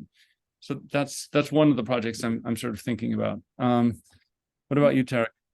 What are you working on? Yeah. Actually, something that, I mean, reading your book was really a mind, opening experience and so on, because I'm working on something that, I mean, this framework and these terms I can use for. I'm looking at, I mentioned earlier, Averroes and so on, and translation. So I just did a presentation on translating, and I'm working on this translating Arabic philosophy into Europe in the Middle Ages first, starting in the 12th century up to the Renaissance and so on, with Averroes, Ibn Rushd, the Lycean philosopher, and some Arabic, and also some Jewish philosophers too. And the term epistemicide would be, really a perfect term for the way this translation has been dealt with in Western translation theory. So you have hundreds of books were translated between the 12th century up to the 16th, even early 17th century from Arabic. Some of it were Greek works in Arabic version, some of it were philosophical works in Arabic. And these have been really marginal in translation. If you look at Western translation history, like Douglas Robinson, for example, other books like The True Interpreter, Lewis Kelly, and other book, it's all the history of even medieval translation. It's Greek, Latin into, Greek or Latin, and sometimes into, later, modern European languages. Even though there are many translators who not only translate, but has something to say about translation. There was a discourse. They described their translation and so on. And that was the one also different language, if you were to put it this way, as opposed to Greek and Latin. But it was marginal. You don't see a lot of study of this. And it was also epistemicide in an extra way, in which where even when the translations were looked at and discussed, their value or importance was kind of undermined. All right, they would say, well, that was mainly about translating Greek, through Arabic and so on. They just brought Greek knowledge into Arabic, and that's it. And even a whole school of thought that Averroes, that was the result. I mean, after Averroes, the Lycean Islamic philosopher, and they said this is not really, that was made up, etc. And so this to contribute to and that was part of a whole narrative where the whole Middle Ages was kind of this intermission between, while the Renaissance was a continuation of the Greeks and Romans, all right? And that was the, kind of everything. And then the Middle Ages, and of course, translation from Arabic was just simply reintroducing Greek works into European languages, if that was necessary. And so the whole story of one continued European identity from the Greeks and Romans to the Renaissance, all right? And while the Middle Ages and translation from Arabic were completely out of the picture and did not contribute, and although they had a lot of impact on the development of philosophy and thinking during that time. So that was quite, I think, an interesting, framework to use for looking at these translations in that time. Yeah. Thank you so much. And that's for the future. That's something we're working. Thank you. Yeah. Thank you so much. I think we reached the Professor Aurelia. You want to add a comment? Yes, I have a question for Professor Price. In your book, you wrote about the English language and the role that the global English actually plays in leveling knowledges across the planet. And I'm just wondering, what can we do as, for example, scholars in translation studies, working on the relationship between the self and the other to challenge that reality? Because English is really the bulldozer destroying even I think intellectual traditions, because especially younger generation, I've noticed that many international conferences that younger scholars are following the model of communication, scholarly communication that is established in English.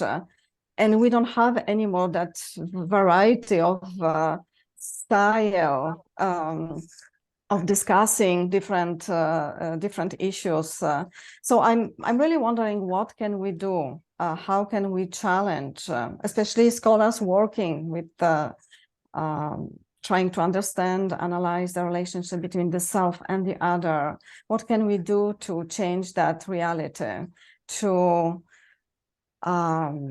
be more open as scholars, researchers, to others, to other intellectual traditions, to other types of knowledge that are very often left in the margin? And I think that this is a tendency from my own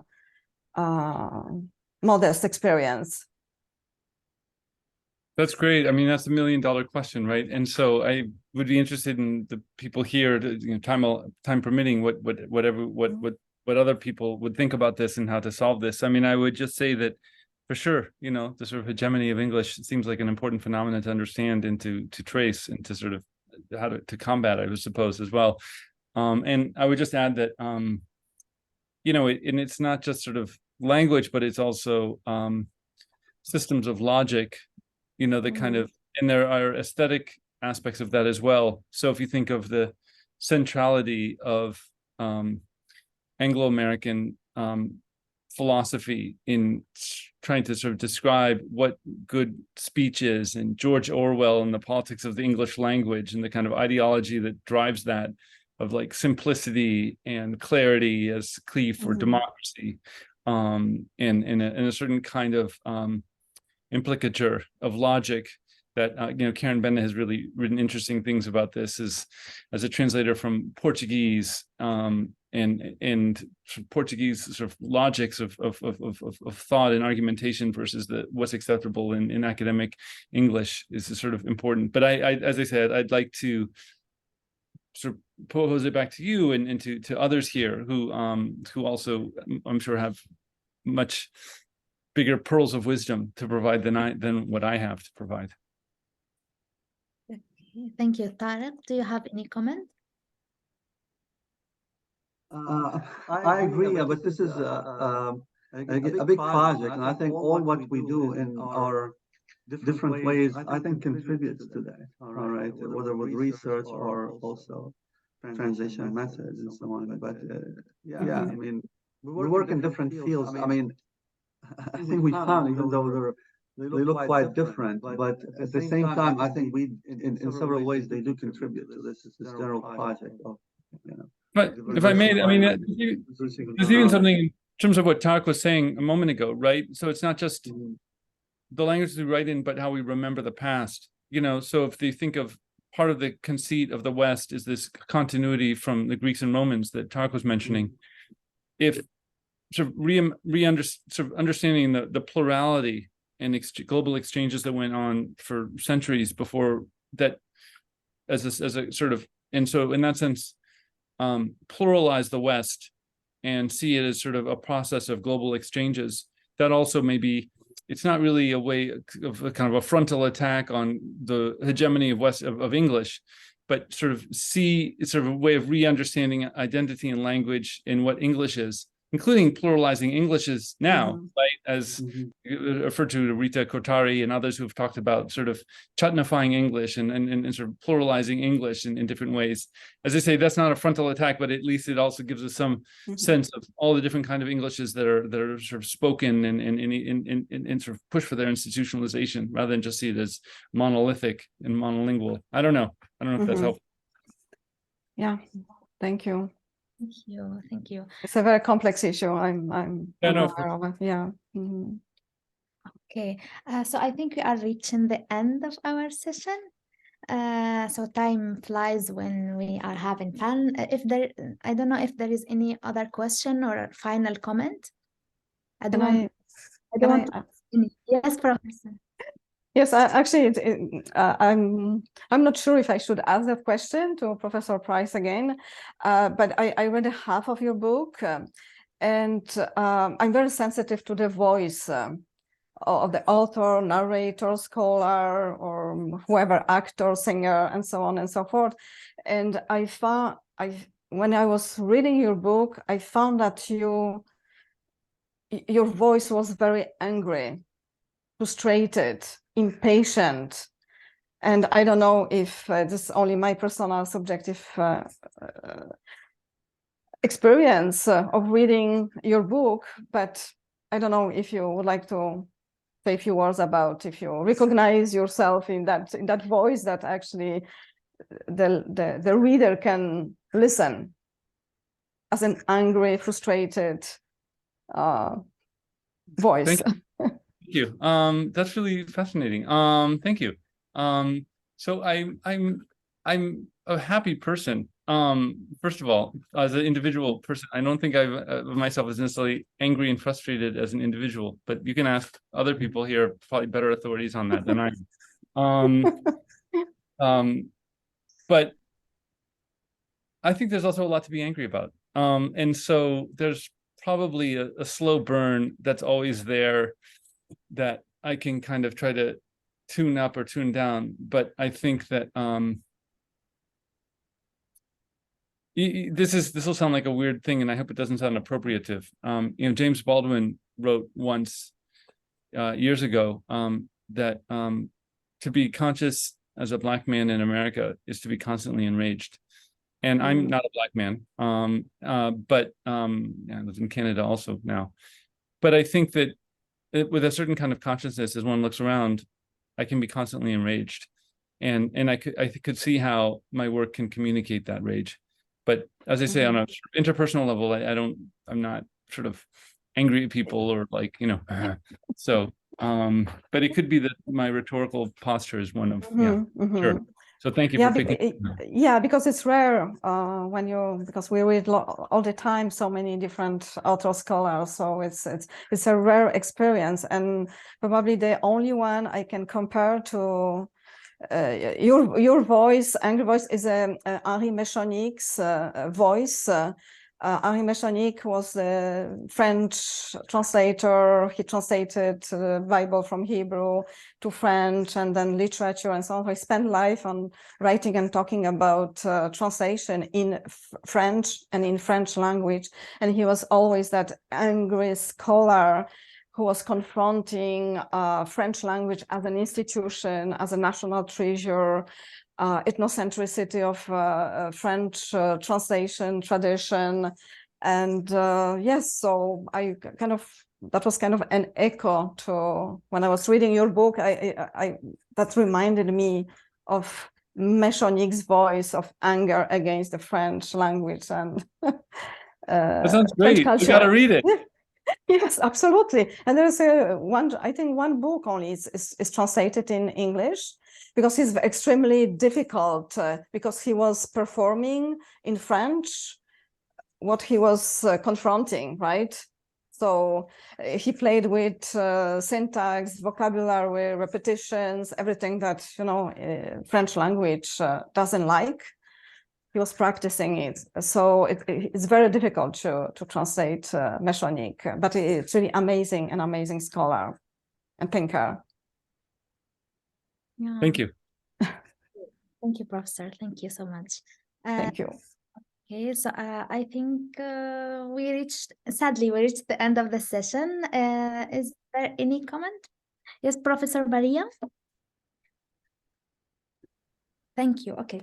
Thank you so much. Thank you so much. I really cannot thank you enough for this wonderful conversation, productive conversation.